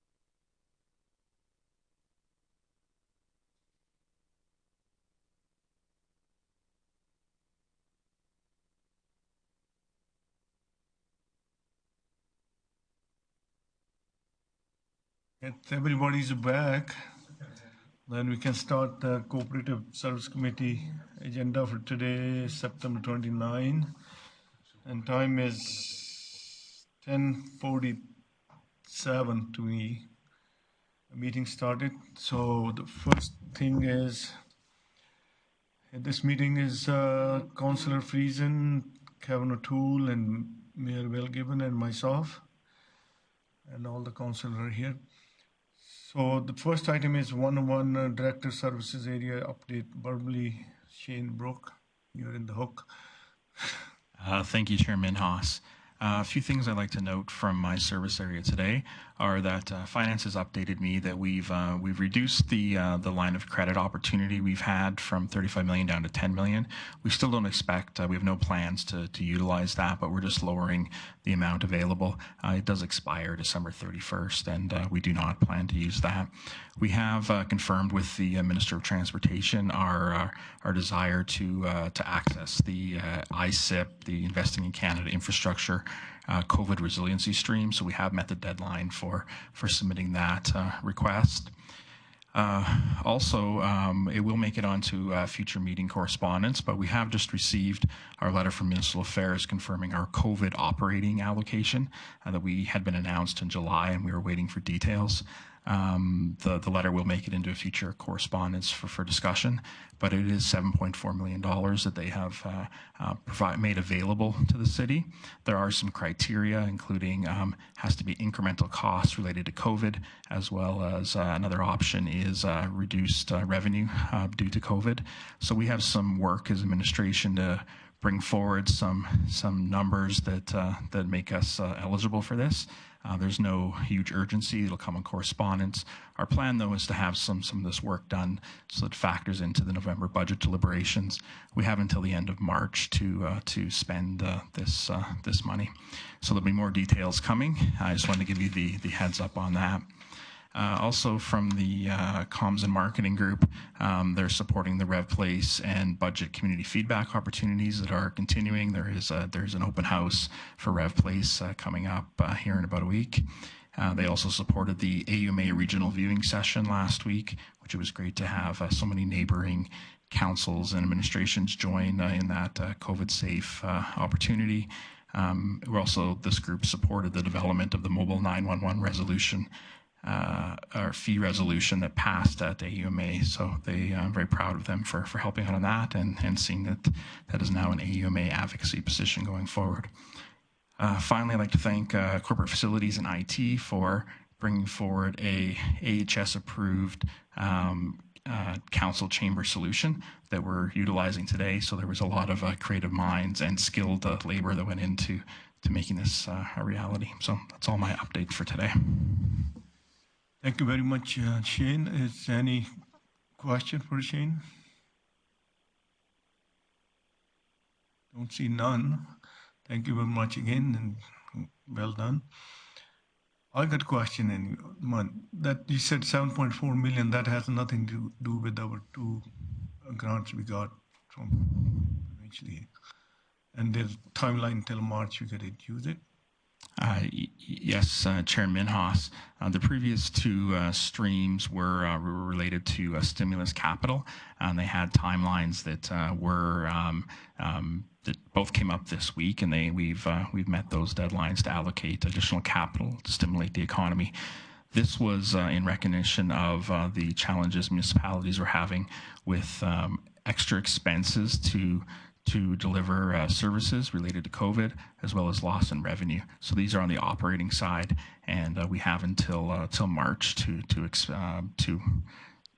access these funds. Thank you.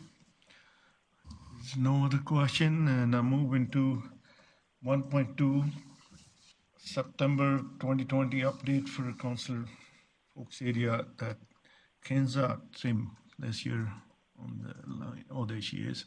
Thank you. Go ahead.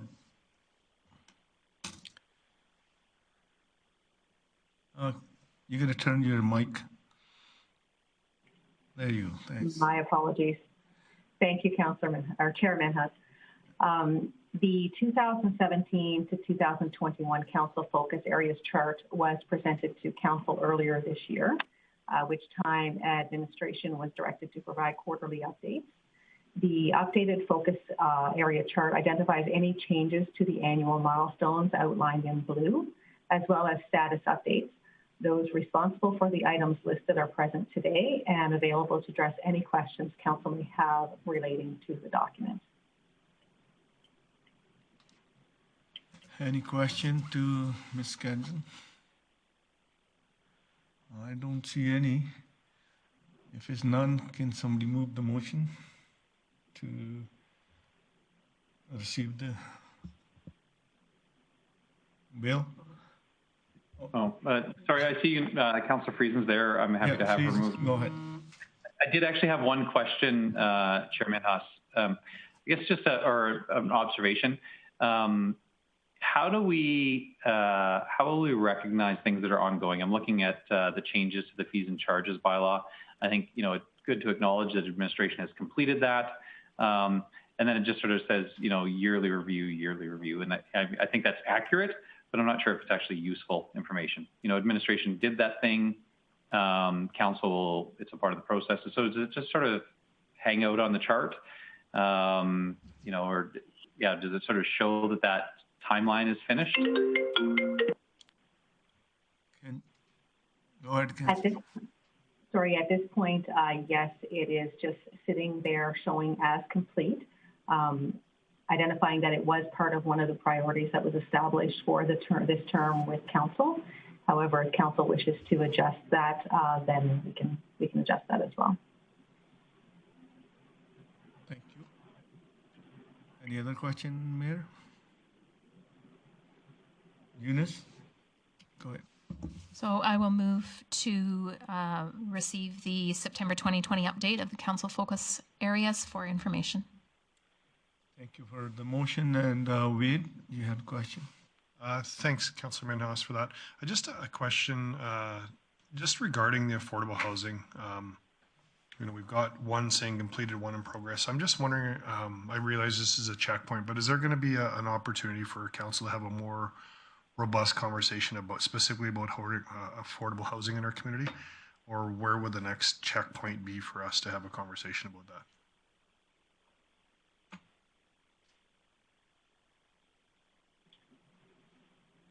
If I can have go ahead. Director Manuel speak to that in his item. Yes.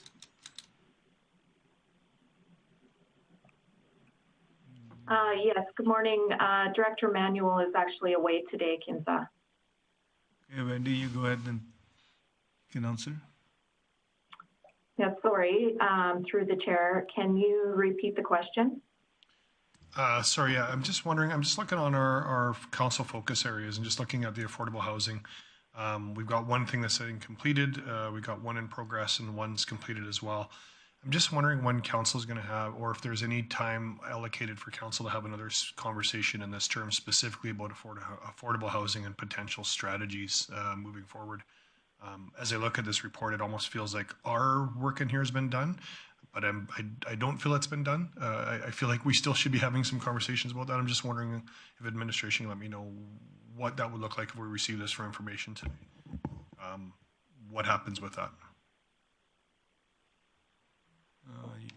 Right. Director Manuel will be returning tomorrow morning, and we will be able to provide you with a date on that, but we're certainly open to having conversations with council. That would be great. So I'm not sure at this point if we would need a formal motion to have anything about that, or if we just, administration is just saying that it's going to happen, so we just trust that it's going to happen, which I'm fine with. So I guess if we're going to be having a conversation about affordable housing, I have no problems with accepting this today. Mayor, go ahead. Yeah, just on the point Councillor Plott's raising, I think so if I'm thinking at this committee meeting about sort of what this chart is supposed to do for us rather than the sort of details of each of the different lines, this could act as not exactly an outstanding items list, but should be a reminder to council that, hey, there's some things that we were hoping to complete before the end of the term. We set some targets for that. we should be asking administration at the appropriate committees, okay, so how are you going to get to that target? You know, I think kind of where Councillor Platt's going is, you know, if we look at the one that says achieve the end of 2021 milestone is achieve adding no less than 24 additional affordable housing units to the city inventory. I think the question that I think Councillor Platt's asking, and certainly that I'm wondering, is so how are we going to do that? What are administration's plans to do that? And so maybe Councillor Platt, that would be an item to ask to have added to an upcoming Protective and Social Services Committee meeting, is for an update from administration on how they're going to achieve that end of term milestone that's laid out in this document. I think the document's fine. I think, like you said, Councillor Platt, but we might be wanting to ask questions about, so how are we going to do that, and how are we doing on that specific goal? Thank you, Will. May I get an update? Kevin Toole. Yeah, thank you very much. I really do like the way the charts are set up here, and they do give you some milestones. I'm just on the last page here where it's got the financial management, asset management, and the social impacts. Just basically, I'm going to just make a comment. I don't think that we'll ever be completed those things. They're going to be ongoing for however we do things. Priority-based budgeting, just a comment. How is that going, and how has it affected budgeting over the last few years? Shane, go ahead.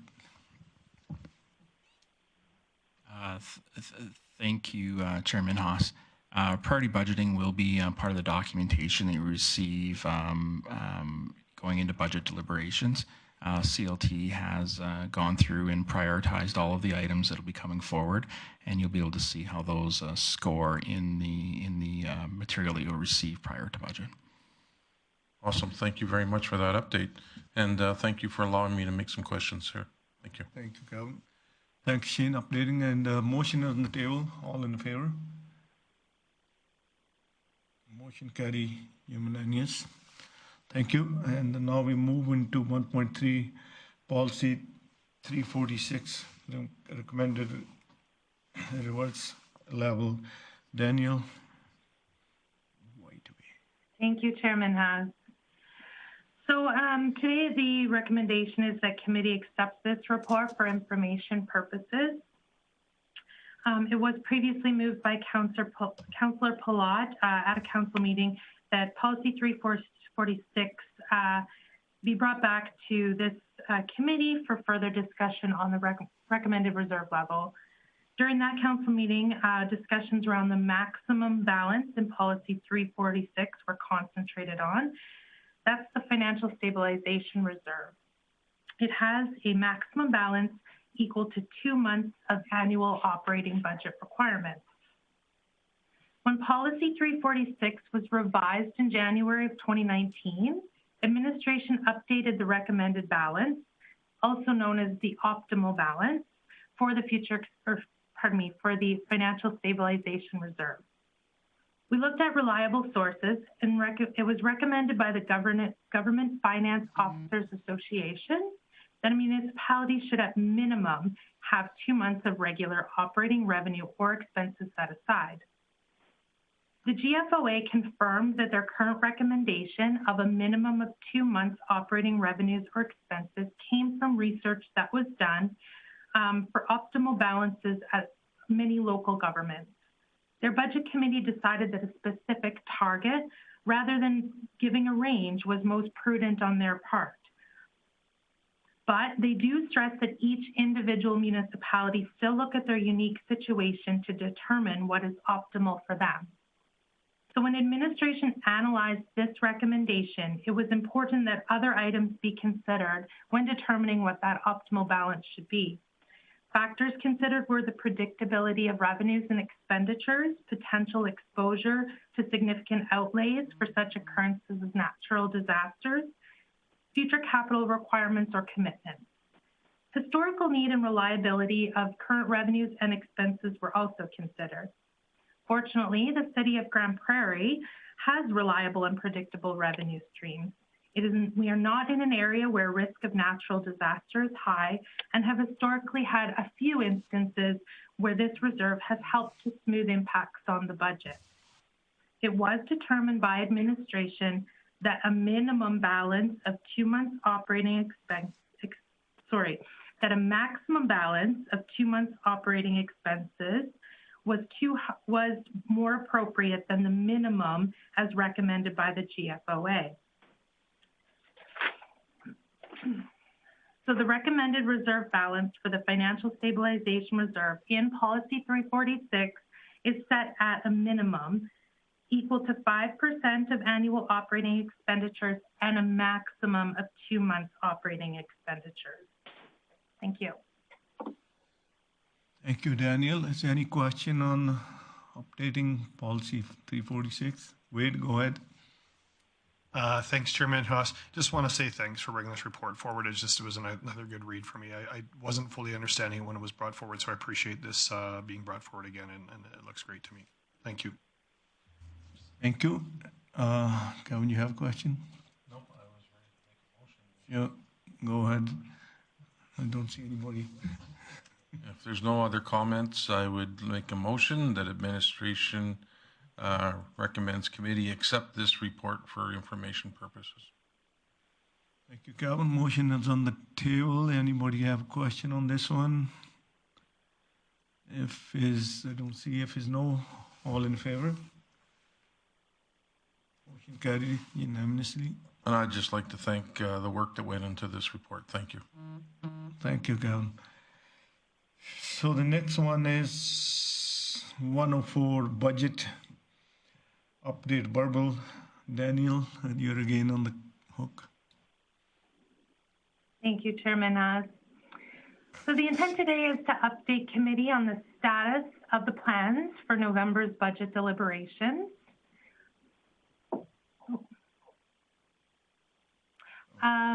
Sorry, just one sec. My screen changed on me and now I've lost my spot. Thanks. Okay.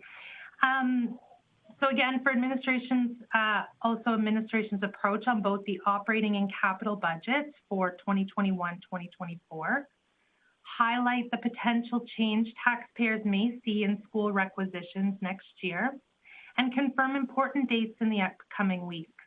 Additionally, we have made public engagement a key part of our annual budget process, so Candace Bilodeau will provide an update on the status of engagement done to date and highlight what is still to come. So in May of 2020, Council directed administration to bring an operating budget for 2021 forward between 1 and 2.5%. Administration's plan for deliberations in November is to present Council a 1.5% operating budget with potential options of achieving 0. Administration has been working diligently to prepare a capital plan that addresses the needs of the city, includes council priorities, and maximizes funding. Decisions on unfunded projects will also be presented to Council for decision in November. These include the 2 options for Revolution Place and the idea of the 2 options for Revolution Place.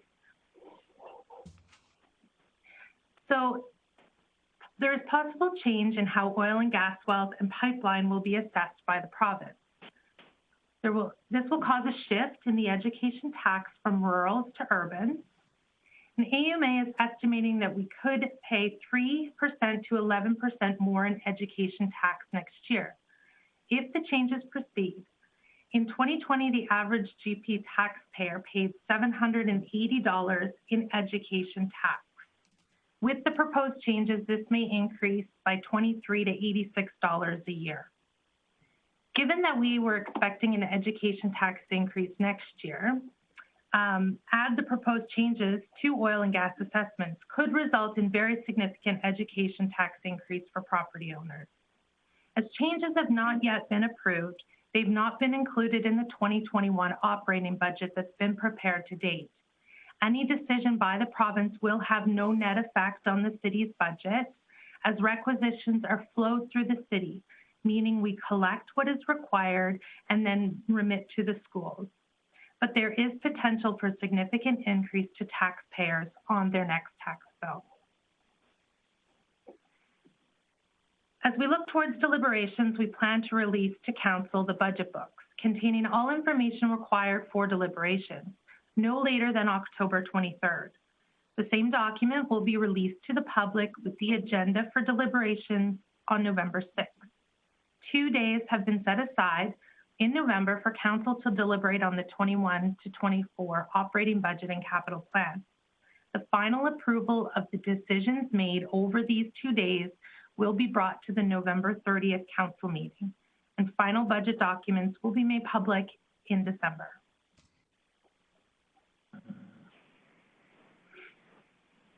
Okay, thank you, Danielle, Mr. Chair. So looking at our budget engagement timeline, 2020 began with the launch of our Citizen Satisfaction Survey, which, although not a direct budget engagement piece, it did provide key insights into the community's current perception of the importance and satisfaction levels of many programs and services provided by the city. It also illustrated that there is a wide range of knowledge levels about tax dollar spending amongst our residents. Administration has used that feedback to endeavor to provide a more educational and informative approach to budget development, starting with this year's budget engagement.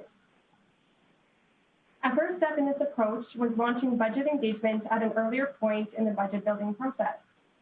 Our initial online budget engagement launched in June on our engagement page and consisted of a survey, idea space, and Q&A tool, as well as a testing of budget allocator, which was a tool that allowed residents to view how much of the average annual tax bill goes towards each city service, and then vote on whether they would increase, maintain, or decrease funding on each item.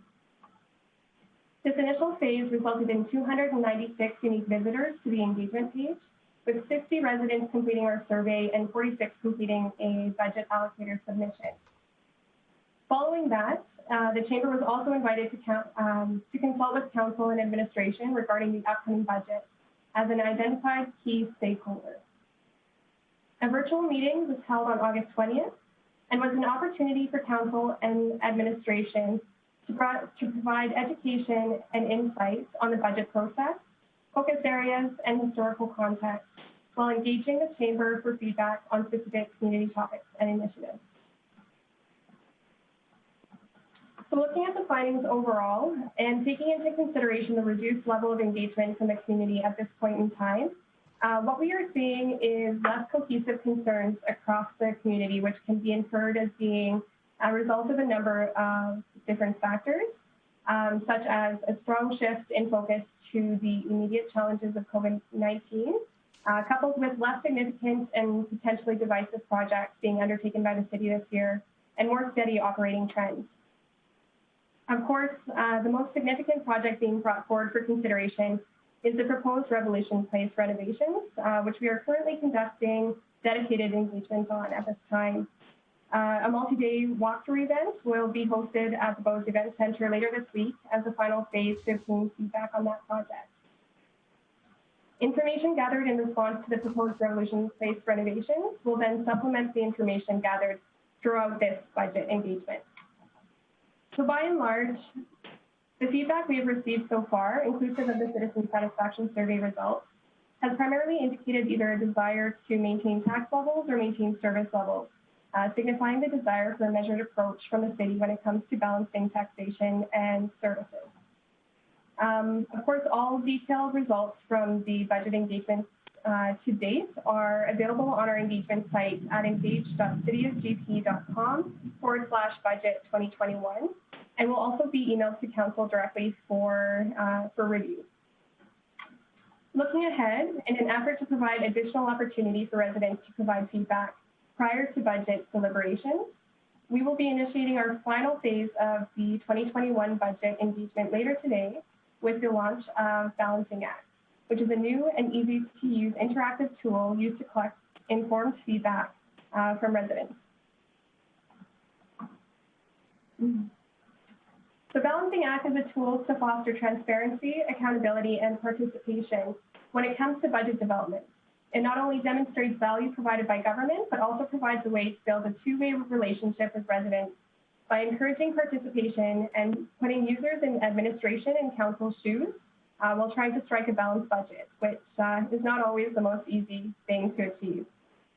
In addition to this new tool, we will also be republishing the survey, the Q&A, and ideas section on the online engagement site as well. All these resources will be available for residents to provide feedback on until October 13th. Final results from the total budget engagement will then be compiled in a final What We Heard report, which will be made available on our budget engagement page and provided directly to Council in advance of budget deliberations in November. Of additional note, in regards to administration's efforts to provide a user-friendly approach of delivering budget information, our GIS and IT team has been working diligently with our finance team to build out the city's open budget portal, which is set to relaunch this fall in an enhanced state by replacing our previous software with an in-house solution that effectively cuts down costs by $32,000 annually and provides a better product. So through their efforts, the Open Budget portal, accessed through our city website homepage, will be a further resource in providing more comprehensive information to our residents concerning the city's budget, as data will be conveyed in easy-to-understand graphical format and will be made available year-round for community members to explore. Thank you. Thank you, Candice and Daniel. Is there any question on updating budget? I don't see in the council. Bill, go ahead. Thanks very much. I guess on the engagement side, so this would be for Candice. I really appreciate that our new engagement site allows us to get informed opinions from the public. At the same time, I wonder if it it does, and maybe intentionally, increase the barrier to participation. Somebody has to be interested enough to go through and register for the engagement site. And I'd be curious, I worry a little bit that prevents us from getting this out, some of the tools that allow people to sort of explore the budget and the challenges of budgeting that council faces. So do you have the numbers that you reported are relatively small, and I appreciate that there's lots going on. Are there any options that you see to expand the reach of some of these tools that we're launching so that people can the bar to participation is a little bit lower, and if somebody doesn't feel like registering, that they don't have to be able to sort of get in and try their hand at the city budget? Through the chair, we do typically like to include a multifaceted approach to our engagements. This year it has been proven a little bit more challenging with the COVID restrictions.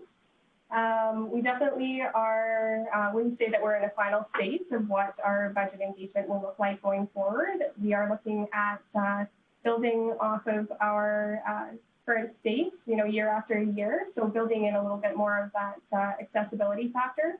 This year, we did determine to restrict it to online due to COVID restrictions. But we are looking at building that out in future years. So we'll definitely be taking that into consideration. Go ahead, Bill. Jared, just to say, I really enjoy the online tools that allow people to get in and sort of, try to allocate the budget, like the balanced budget, the balancing acts tool that you're referencing.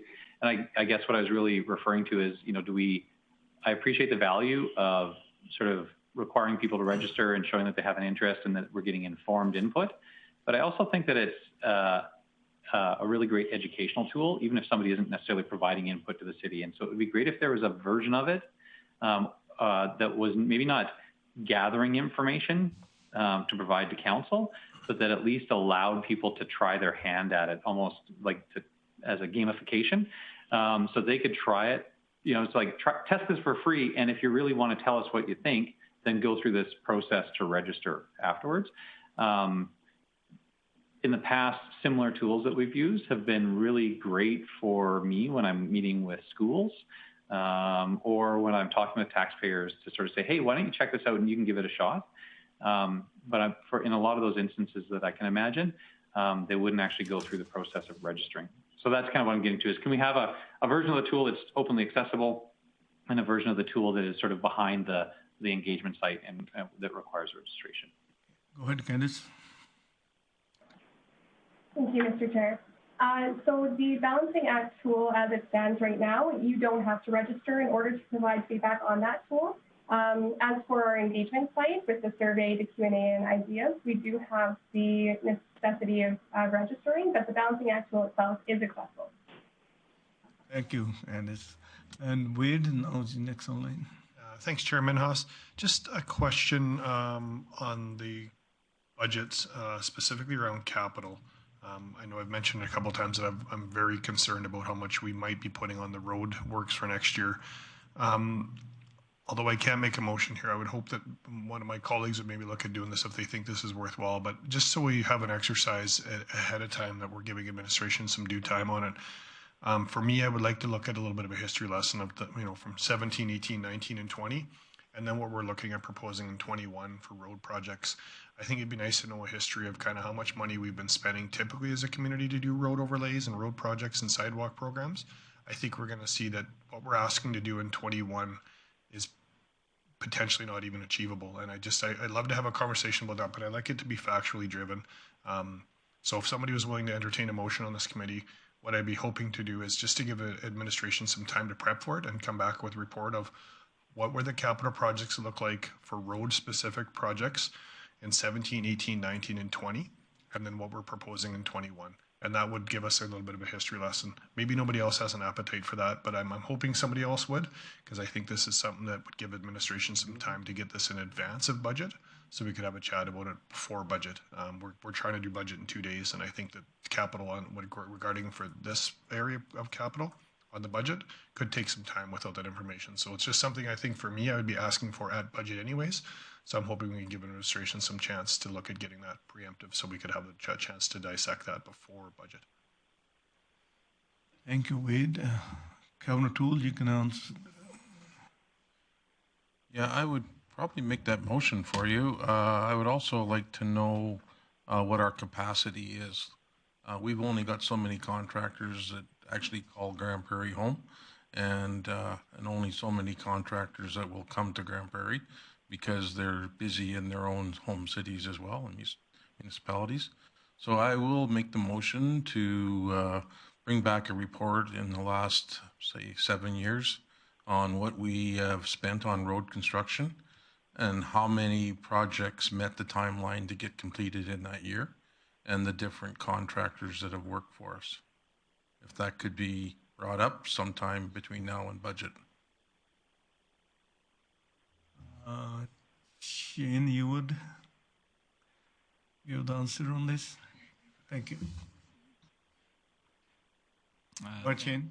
Thank you, Chairman Haas. I believe we have the intent of this project. I'm not sure of the resources required to pull this off. That's just something, but I'm happy to have the motion passed and us to update on what that would look like at the next meeting. Even if we could just have the amount of money that we spent in those years on road construction. It doesn't have to be to the penny or nothing like that, but just to give us an understanding of what complications the city had with traffic control and getting jobs completed. Now I know weather has played a big part in some of that, but that information might be available as well. Thank you. Thank you, Kevin. Shane? So as far as the financial component, I'm confident that we can have that fairly quickly back to you. Some of the analysis and views of how things went, that's just the piece I'd have to talk to my colleague Director Glavin to see what information we have available, readily available. Thank you. And Bill, Mayor? Thanks. Yeah, thanks, Mr. Chair. I was going to say something kind of similar to what I think I heard from Director Bork. When Councillor Plott brought up the request for financial information, I think that's probably easily enough done. And probably even just asking the question would have caused it to happen, and administration could, sort of pull that together and email it out to council for our reference. When the motion was made about, what problems we had in any of the last 7 years, so we sort of expanded the scope to a longer amount of time than Councillor Plott was asking, and an examination of the last 7 years of construction projects and what challenges we faced, that starts to get to be a pretty big project. So I was going to try and get in at the very start and say, hey, Councillor Plott, great idea. Probably staff could just whip that off and email it to us. Not to minimize, but I think that's a relatively easy piece of work. But in terms of the motion, I can't support the motion because that's actually a really big chunk of work. So I'm not sure exactly what council's looking for, but I won't support the motion. I would support the original information request, which I think a typical kind of information that council would ask for and administration would be happy to provide. Go ahead, Kevin. So my concern is how much work are we capable of producing or having done in a calendar year on road construction? I don't want to have all the roads tied up. I don't want to have all the contractors running behind.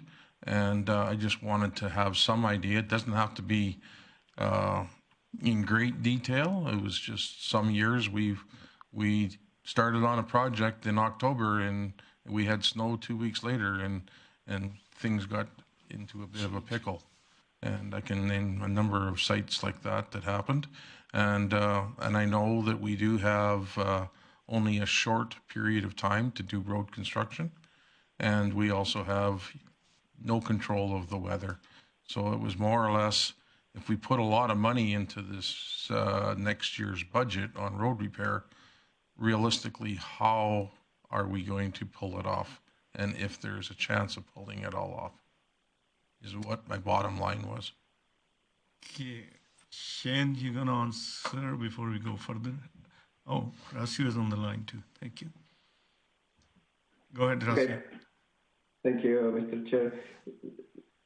So just a little bit of the historic context here. So as you are aware, we're receiving significant funding over the last 2 or 3 months. This was all unexpected. The municipal stimulus package. Now we're dealing with the operating, then with the transfer of funding from the transit stream to the COVID resilience stream. So we have to keep in mind that yes, there is a higher level of risk attached to the program we have designed and has been presented to council in terms of the road construction projects and other projects as well. Last week we had significant discussion about a recreation facility. We are operating under strict timelines to use this funding.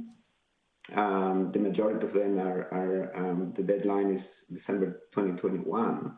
So there is a higher risk associated to this. However, we have checked with the main contractors in town.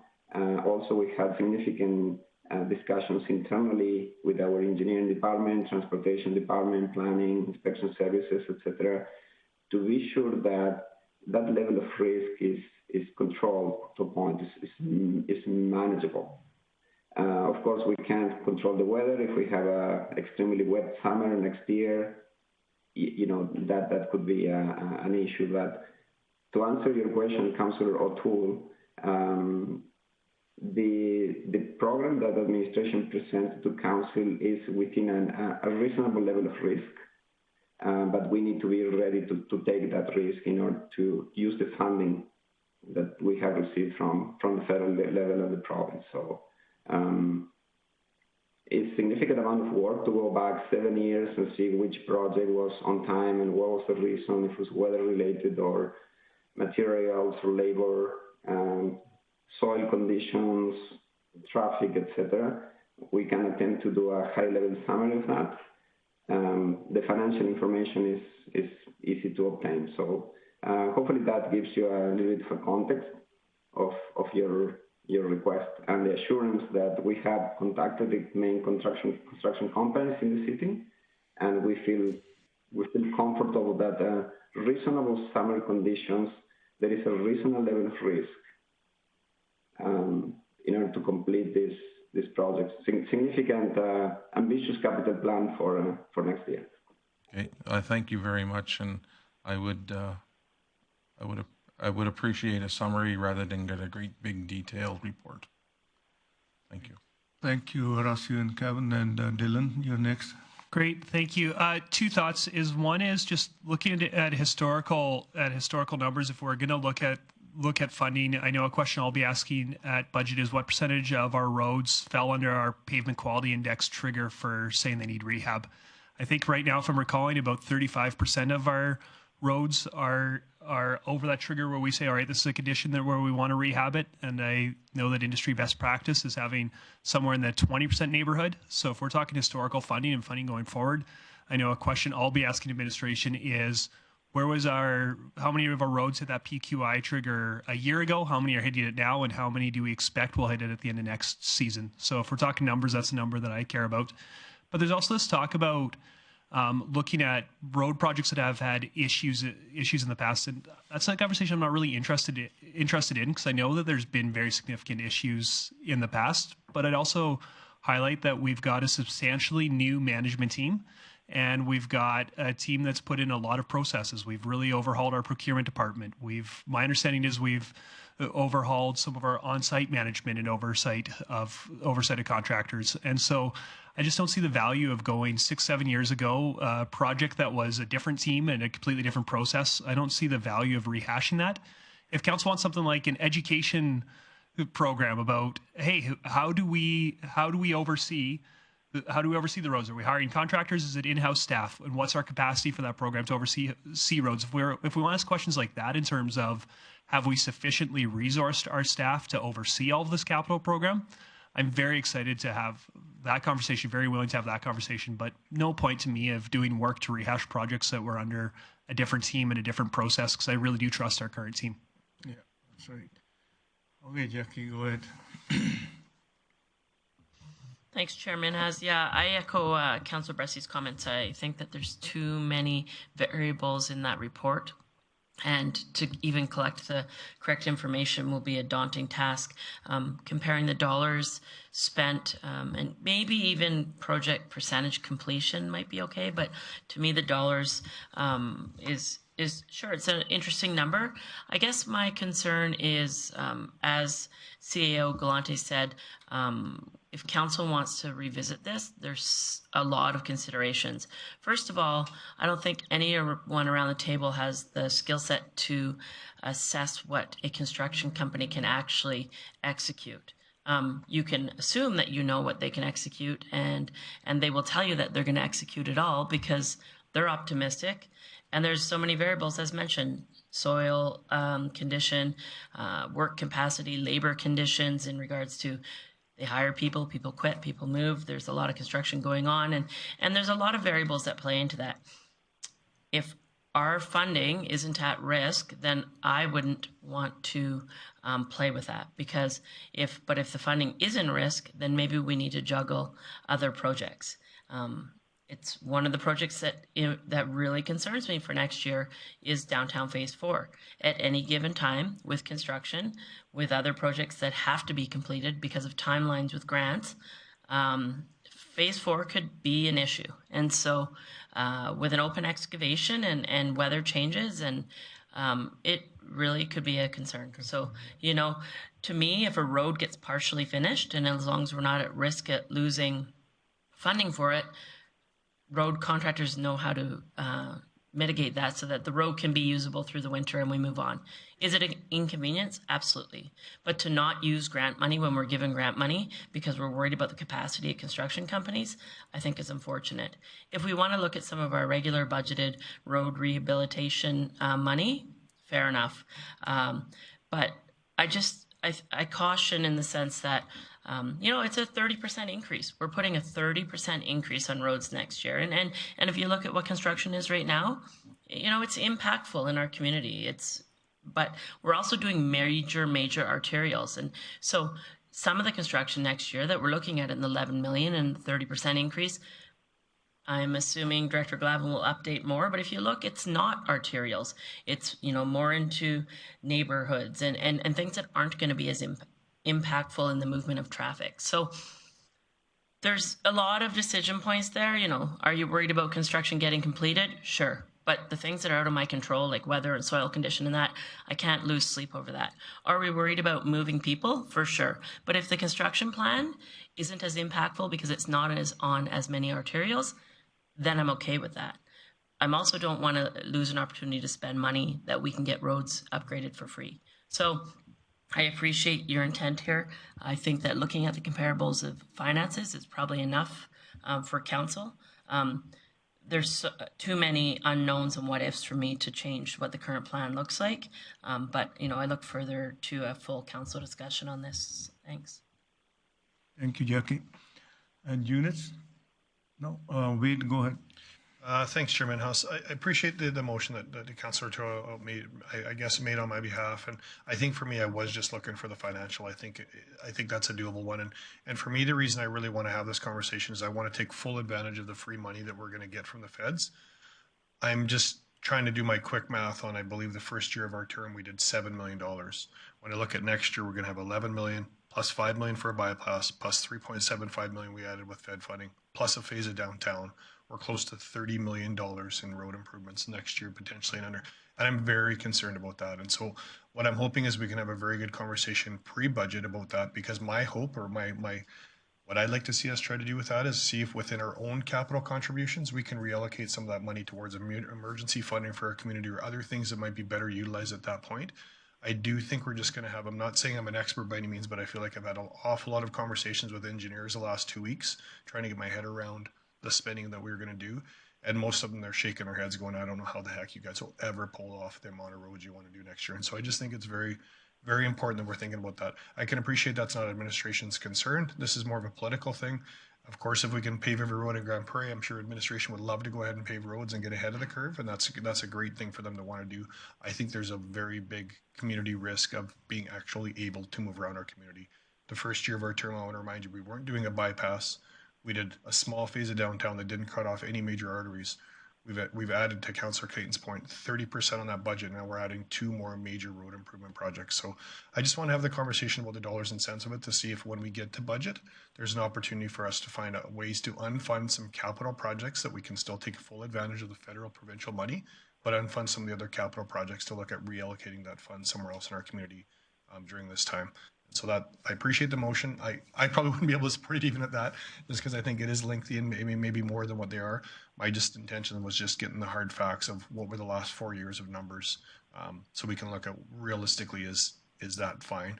And I would look at this similar to community group funding. There's a number that probably works for our city to give to community group funding. And to Councillor Bressy's point, we probably were under, and I think this council's done a great job of adding. I just want to make sure we don't go so far thinking we're helping when we actually start hurting our community. So I hope I hope somehow we can just get that information, and if it's something that Mr. Bork's willing to provide via email, I'm even fine with that. I just appreciate the conversation with it, but I think for me, as long as we had those numbers via email, I'd even be fine with that. It doesn't need to be a lengthy report. Thank you, Wade. Kevin Toole. Yeah, thank you very much. I think administration has heard what our concerns are, and they have information available. So with that, I will rescind my motion, and I think we accomplished what we kind of wanted to do. So thank you.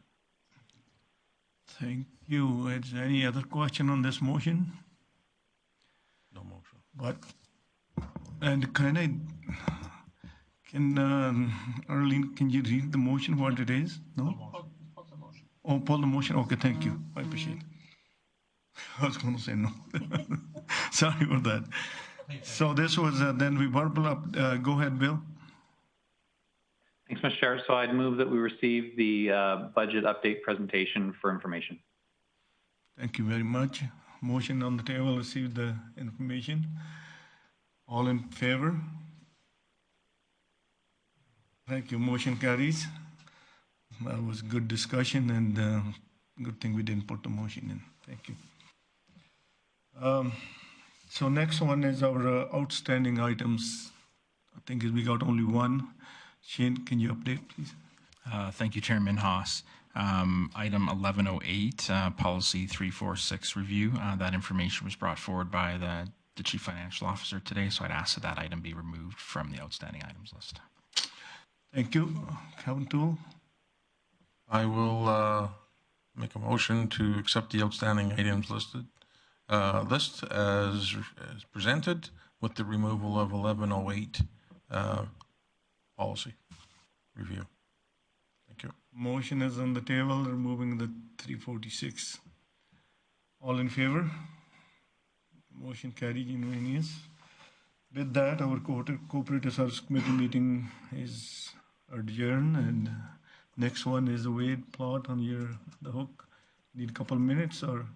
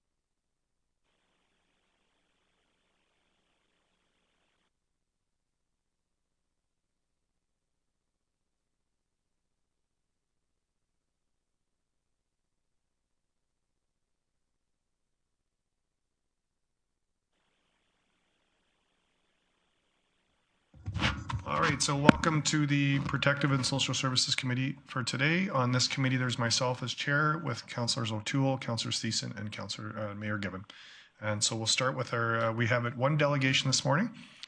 So if Ms. Darlene Cardinal or Len Auger is here to jump on. That's not right.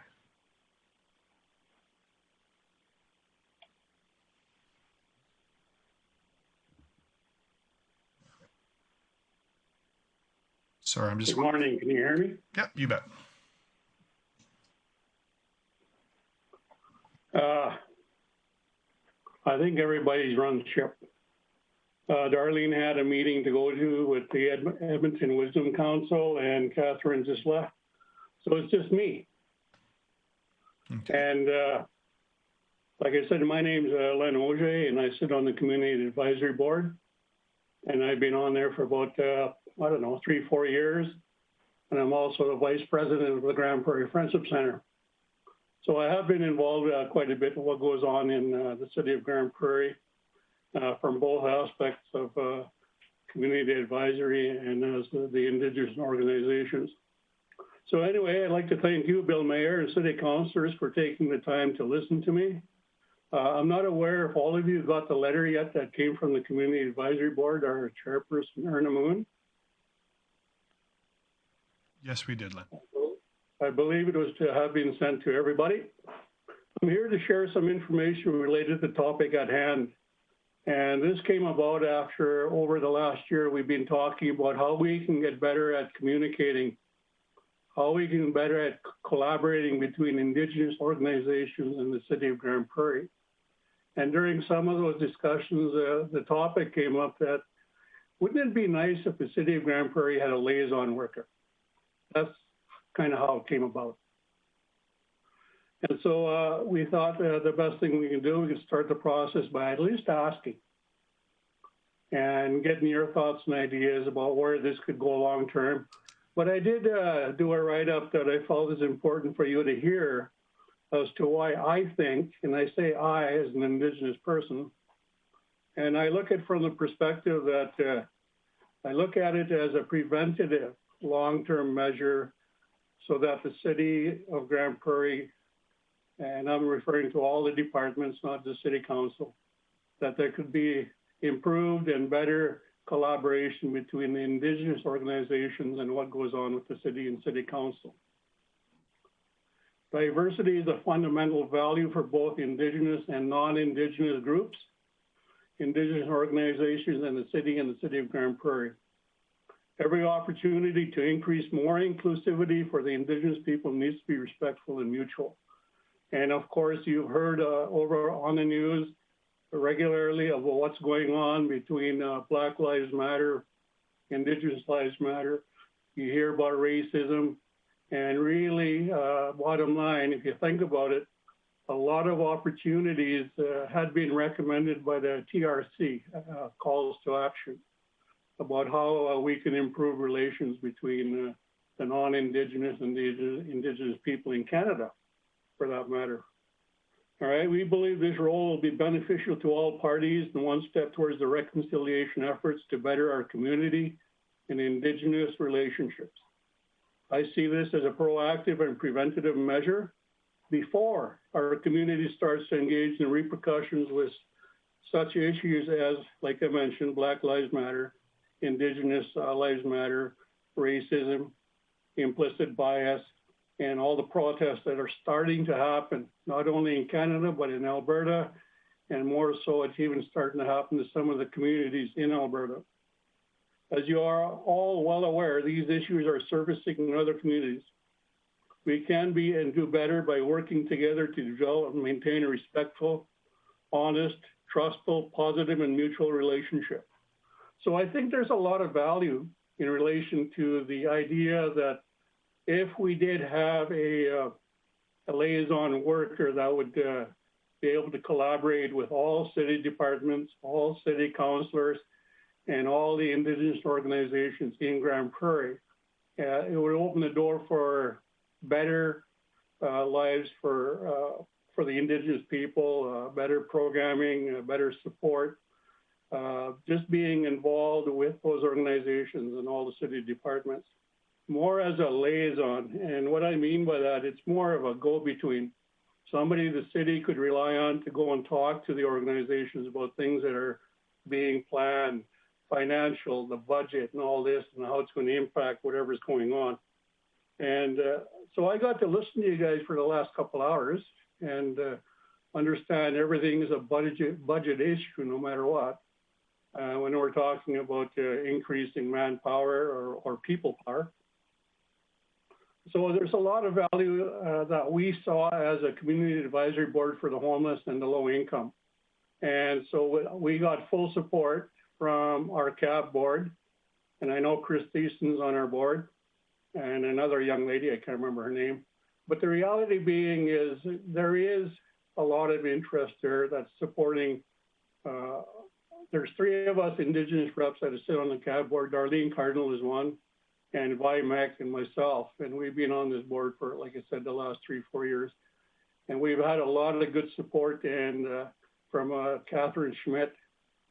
And so for that perspective, we decided with Erna Moon, our chair of our board, to send a letter to council specifically saying, would the city consider developing and implementing a liaison worker? That's kind of where it's at, and I'm free to take any questions of any kind. But before I close, I happen to be well aware of the TRC and the calls to action, and I'm also familiar with the United Nations declarations for Indigenous people. And I see some value that this person or this role could do for the city of Grande Prairie. So if you were to just take a note there and write down TRC call to action, number 57, there's a lot of recommendations in there about the work that is highly recommended that be done for municipalities on how they work with and deal with Indigenous peoples and organizations. So from that perspective, I took that material out.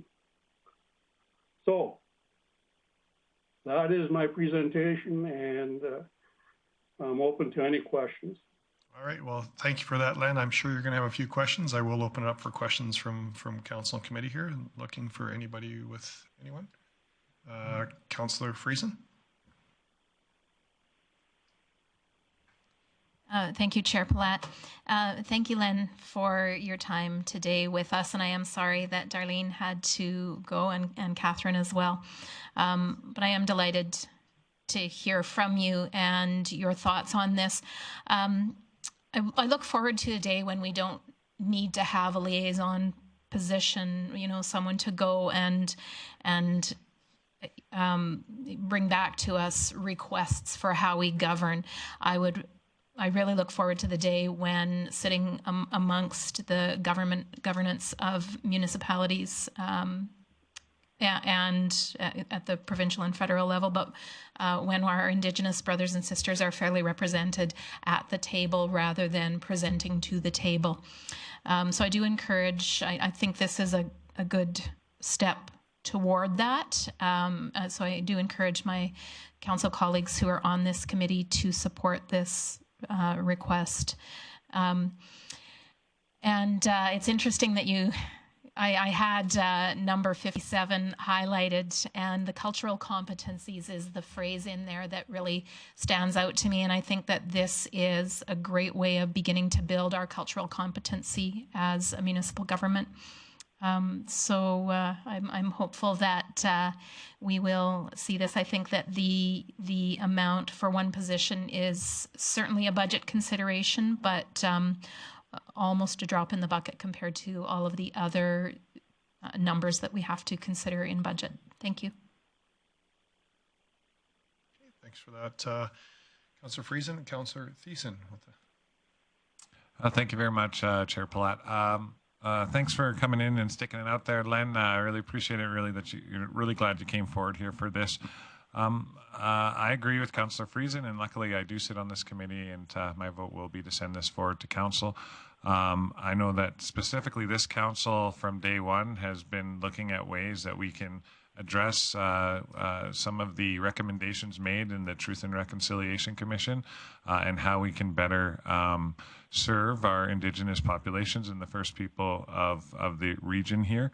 And part of that is understanding, really understanding the cultural aspects of the First Nations people and understanding why there's such an overrepresentation for our Indigenous populations in suffering from perhaps, as it says in our social impacts on our focus areas, the negative consequences of complex social needs on residents, why there's such an overrepresentation of poverty, homelessness, mental health, and addiction.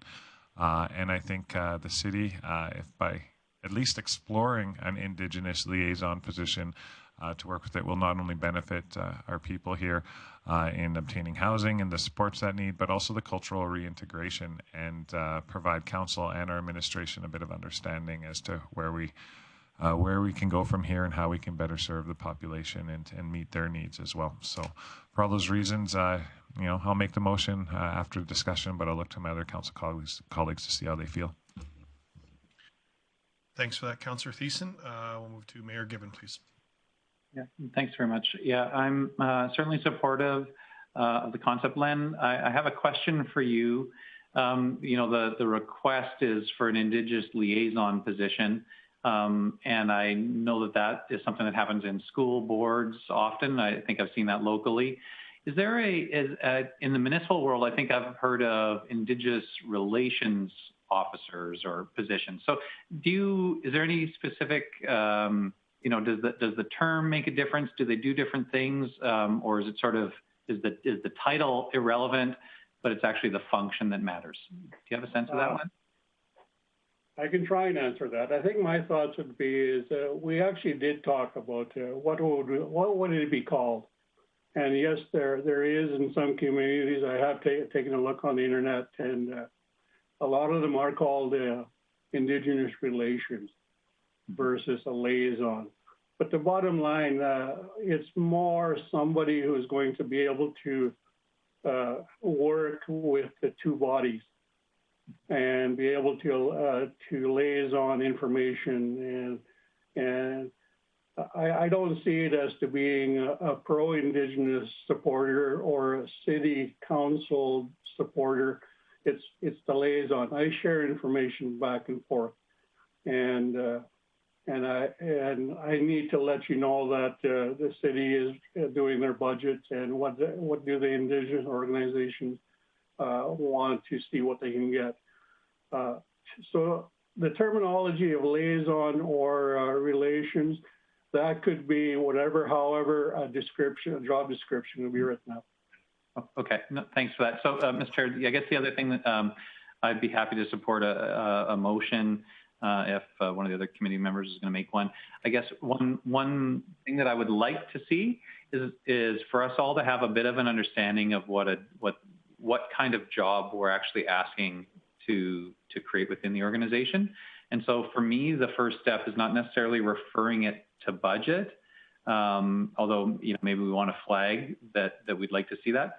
At the same time, I'd also like us to see a potential scope of work for that kind of position, so that we all have at least a preliminary understanding of what type of work these positions do in municipalities. I think that that's something that administration may be able to find for examples from other communities, and even sort of presenting a bit of a jurisdictional scan of in other municipalities. Here's similar types of positions and the functions that those types of positions do. That would be really helpful, I think, for me and probably for other council members in understanding what it is that we might be supporting at budget time, rather than just a dollar figure, because it would be a shame if the dollar figure budget considerations overshadowed the work that we're hoping to have happen through that position. So, Councillor Friesen, I heard you say that you'd be happy to make a motion. If you made something about referring something to budget, that would be great. But if you could include asking administration to provide council with some information about the scope of work for such a position, that would, I think, be important as well. Okay, thanks for that, Mayor Giffen. Oh, sorry, Len, did you have something you wanted to add? Yeah, I was just going to say, I did mention, I did go on the internet and I did take a look around as to which cities or communities had liaison workers or relations workers. And really, when you take a look at what's on there, not that many cities or communities had them. They had relations workers, but they applied to literally the community in general versus Indigenous and the city. So when you take a look at it from that perspective, you're right. The scope of what the job would look like or the role would look like, those would need to be defined. And I suppose work together. I meant, I'm sure Darlene Vi and myself would be willing to help whomever come up with the role, define a role better, and make it more acceptable to everybody. Because it's not just us CAB members. I did mention it at the Friendship Center, and they said, "Oh, great idea," and that was it. So I'm hearing a bit more from your group in the sense that yes, the idea sounds good, but we need to do a little bit of homework, I guess. And to me, that was expected. Any other questions from council chambers? Councillor Clayton. Thanks, Chair Palat. Yeah, Len, I appreciate your last comment in regards to additional work being done, and that you recognize that you had spoke to the Friendship Center and they thought it was a great idea. Because my question would be is, how do you see, a city employee working with the GPRC comparable position and working with the people in post-secondary and working with the friendship centers? Already, as the mayor identified, there are a few of these sort of positions within our community, and they're all doing great work. I would want this position to obviously bring these people together, but also I wouldn't want there to be a ton of overlap. The intent, in my opinion, would be important that there's, measurables and outcomes that we want to achieve, and you bringing it forward through CAB considers the mission to be successful. So, I think it's really important that all these organizations sit down, but how do you see this integrating with an organization such as the Friendship Center? I wouldn't just single out the Friendship Center, even though we are one of the primary Indigenous organizations in Grande Prairie. What I did write is here, it would be responsible for helping build constructive relationships between Indigenous organizations, Indigenous people, Indigenous youth, and encourage participation in city social service system and programs. So again, when I take a look at the role, like I said earlier, it's not they're not to be an advocate for the organization either way.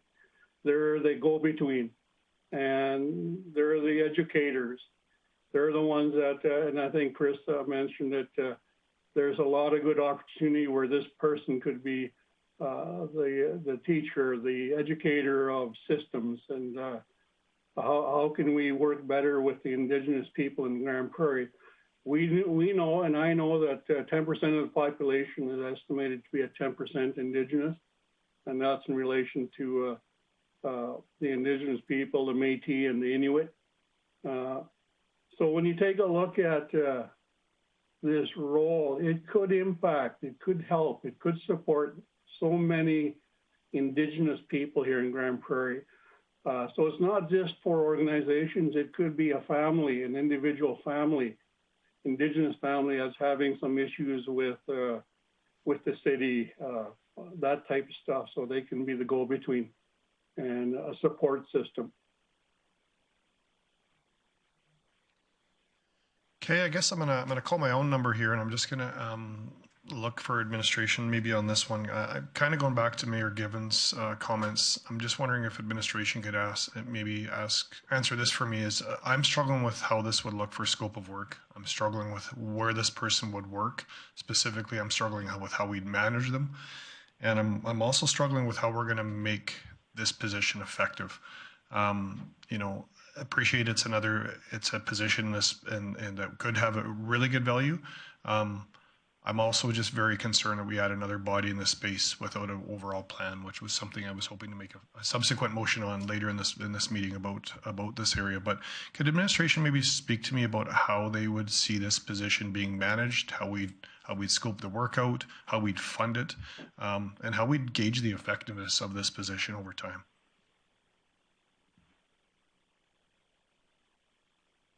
CEO Galante. Okay, thank you, Mr. Chair. Just reflecting when I was reading the agenda package about this potential request, I kind of triggered the same process we follow for any new staff member that could be needed in the city.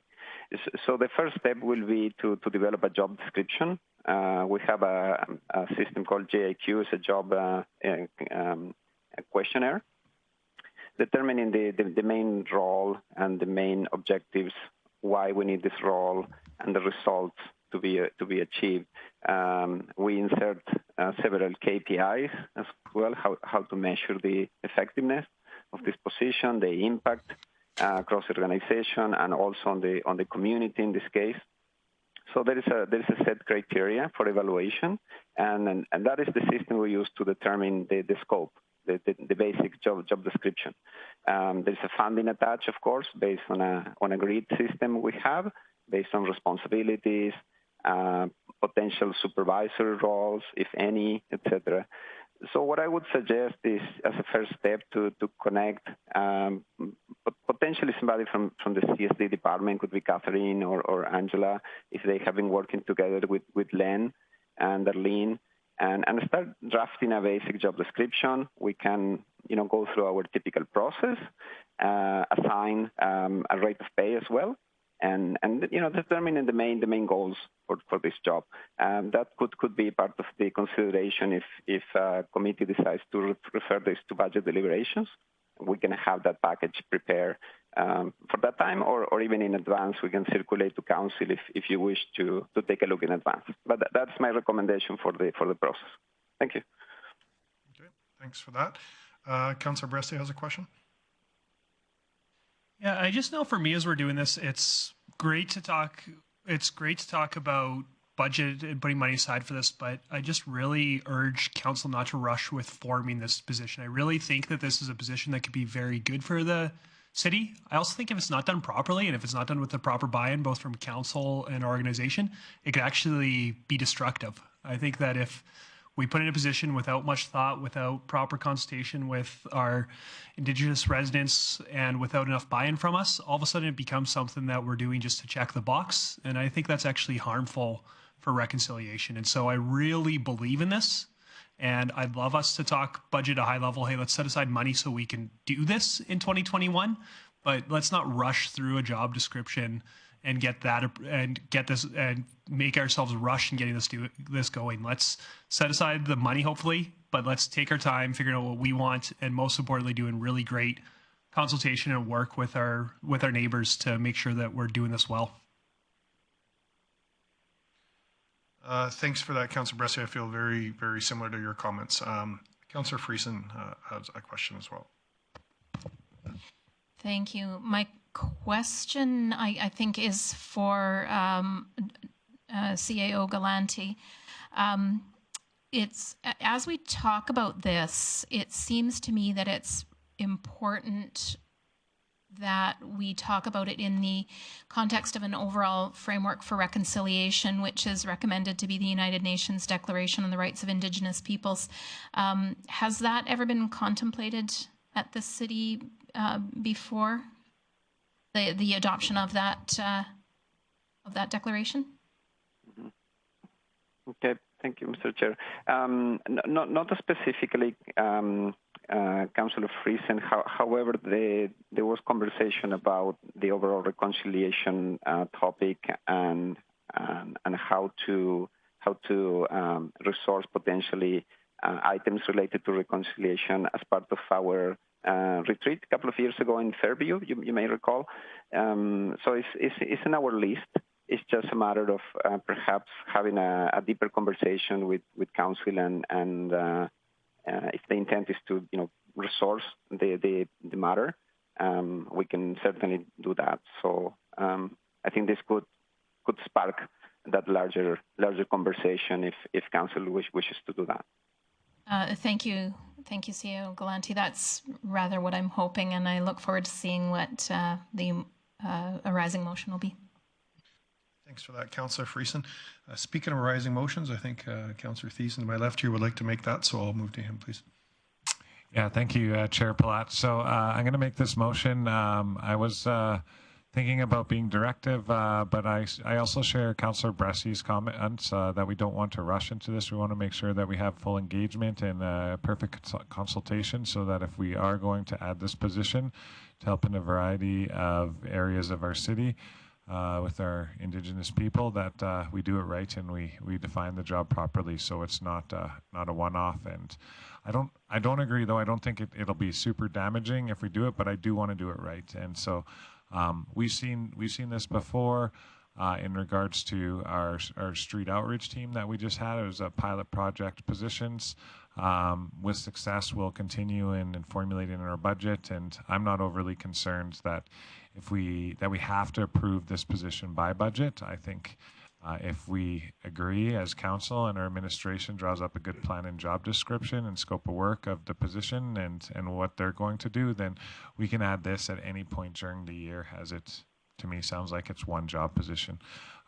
So in saying all that, I would move to direct administration to draft a job description and scope of work in regards to an Indigenous liaison worker and present it back to committee.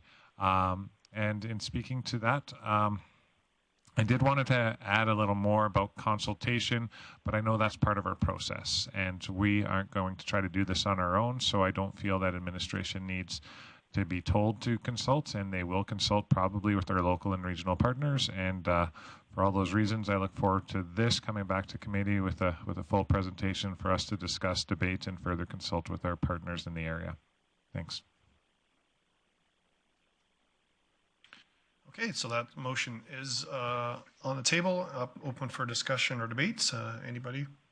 Councillor O'Toole. I was going to make the motion myself, but I guess you can't see this far, so that's okay.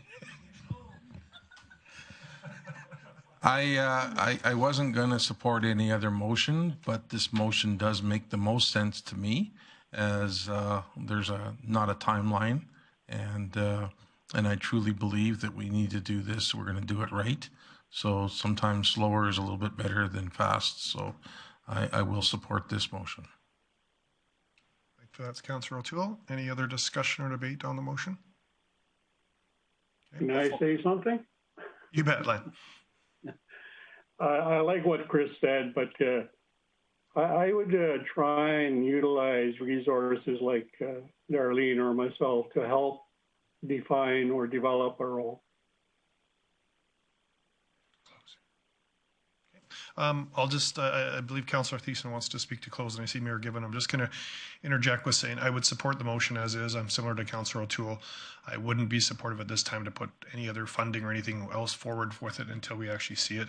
I still continually struggle with this, with a lot of this stuff, because I don't understand what the overall plan and all the agencies involved with it, and that's something that I'm 3 years into council still struggling trying to understand all the difference of buckets of funding and all the people that are in this space. And every time I talk to a social agency, I feel like they're all still struggling with it. So I certainly hope at some point we'll have a good chat with that. But I see Mayor Given. Thanks, Mr. Chair. You know, I think in response to sort of the point about building out the scope of work, I think it is important for all council members to understand what it is that we would actually imagine this position to do. And I think it's very important that the Indigenous community inform that position.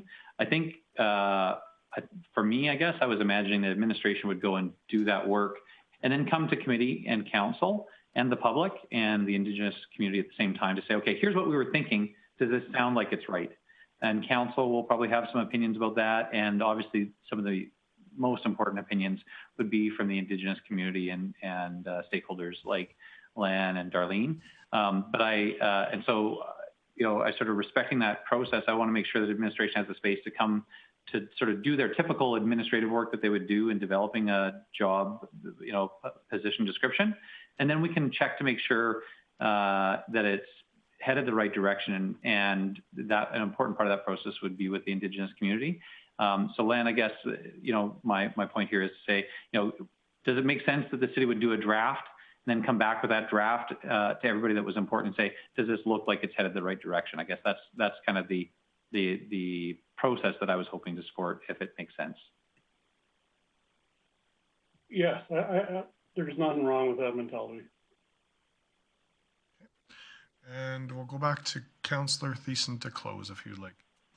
Thank you very much, Chair Platt. I don't think I have to convince anybody to vote. It sounds like we're going in a unanimous direction. I just want to alleviate the concerns of Len in regards to that consultation. We already got you, my friend.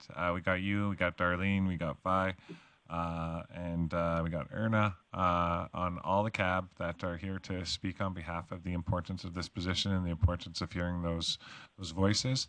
I think because you are on the cab, we will consult with you first and foremost, but I would also imagine that we're also consulting with other people as well in regards to, you know, what we can do to flesh out a position such as this. I know the Peace Library System has an Indigenous liaison worker that goes between all the libraries regionally. We also have other elders in our community, such as Andrew Creer and Kelly Benning, who could definitely add to this conversation, make sure that we don't miss anything with their eyes on it, and so on and so forth. So I hope that alleviates your concerns, my friend, and I look forward to passing this motion. Thanks. All right. So with that, we'll call the question. All those in favor? And that passes unanimously. Thanks for that. Thanks for coming in today to speak to us, Len, and I'm sure we're going to be having more dialogue with you and your group in the future. So thank you for that. From there, we'll move on to our Director's Service Verbal Update, and I'm believing as Mr. Manuel is away, I'm assuming that's going to be Miss Wendy Hughes today. Yes, thank you, Chair Palat. As Director Manuel is away, thank you for allowing me to provide the Protective and Social Services updates today. Starting with CSD, the federal government announced a new rapid housing initiative to help address urgent housing needs of vulnerable Canadians by creating a new affordable housing opportunity. This $1 billion initiative will cover construction of modular housing, acquisition of land, and conversion of existing buildings. CSD is waiting for the application process to be released. In addition, the Government of Canada has announced $236.7 million to be provided through Reaching Home, Canada's homeless strategy. This strategy is to help extend COVID-19 recovery and emergency response to homelessness. As designated community, it is expected the City of Grande Prairie will receive funding. However, the amount is not known as of yet, and CSD is awaiting further details on that. In enforcement services, an officer has been dedicated to address issues related to homeless and street engaged activities in the downtown core. The officer will be working alongside the mobile outreach program to provide effective and faster response to issues. In the mobile outreach program, operations have been focused on orientation and training, as well as in-person community engagement with several downtown businesses and external agencies. The program works closely with enforcement to address encampment and as well assist with the cleanup and building rapport with clients. As a result, outreach workers have connected with more than 21 individuals to provide referrals and support, and has assisted in getting 4 individuals back to their home communities. In addition, outreach workers have properly disposed of approximately up to 43 needles within the week. So far, the community response and feedback from the downtown core has been well received. In the fire department, a new job hazard analysis process is currently being implemented. This process was developed with the assistance of occupational health and safety, and staff will be trained on this new process soon.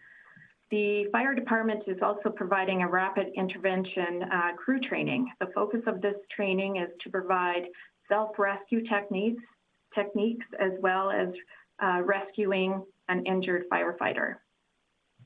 In the RCMP last week, the alert team had reported they seized a substantial amount of drugs and cash for a total value of approximately $260,000.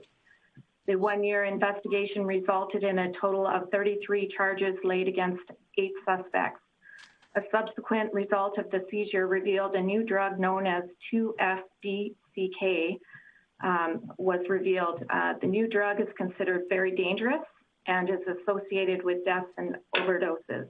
A media release on this was provided to the public on September 24th. GPREP has no significant updates as planning and process reviews continues. And that concludes the updates for protective and social services. Thank you, Chair Platt.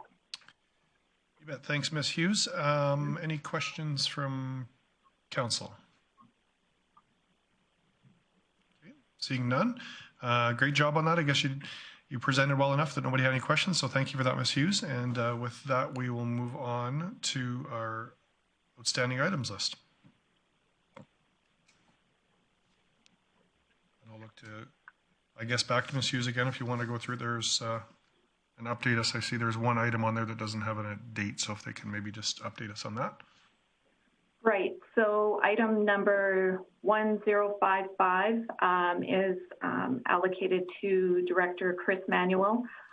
He has yet to come back with a date as we're waiting on some updates to be able to provide this report. Okay.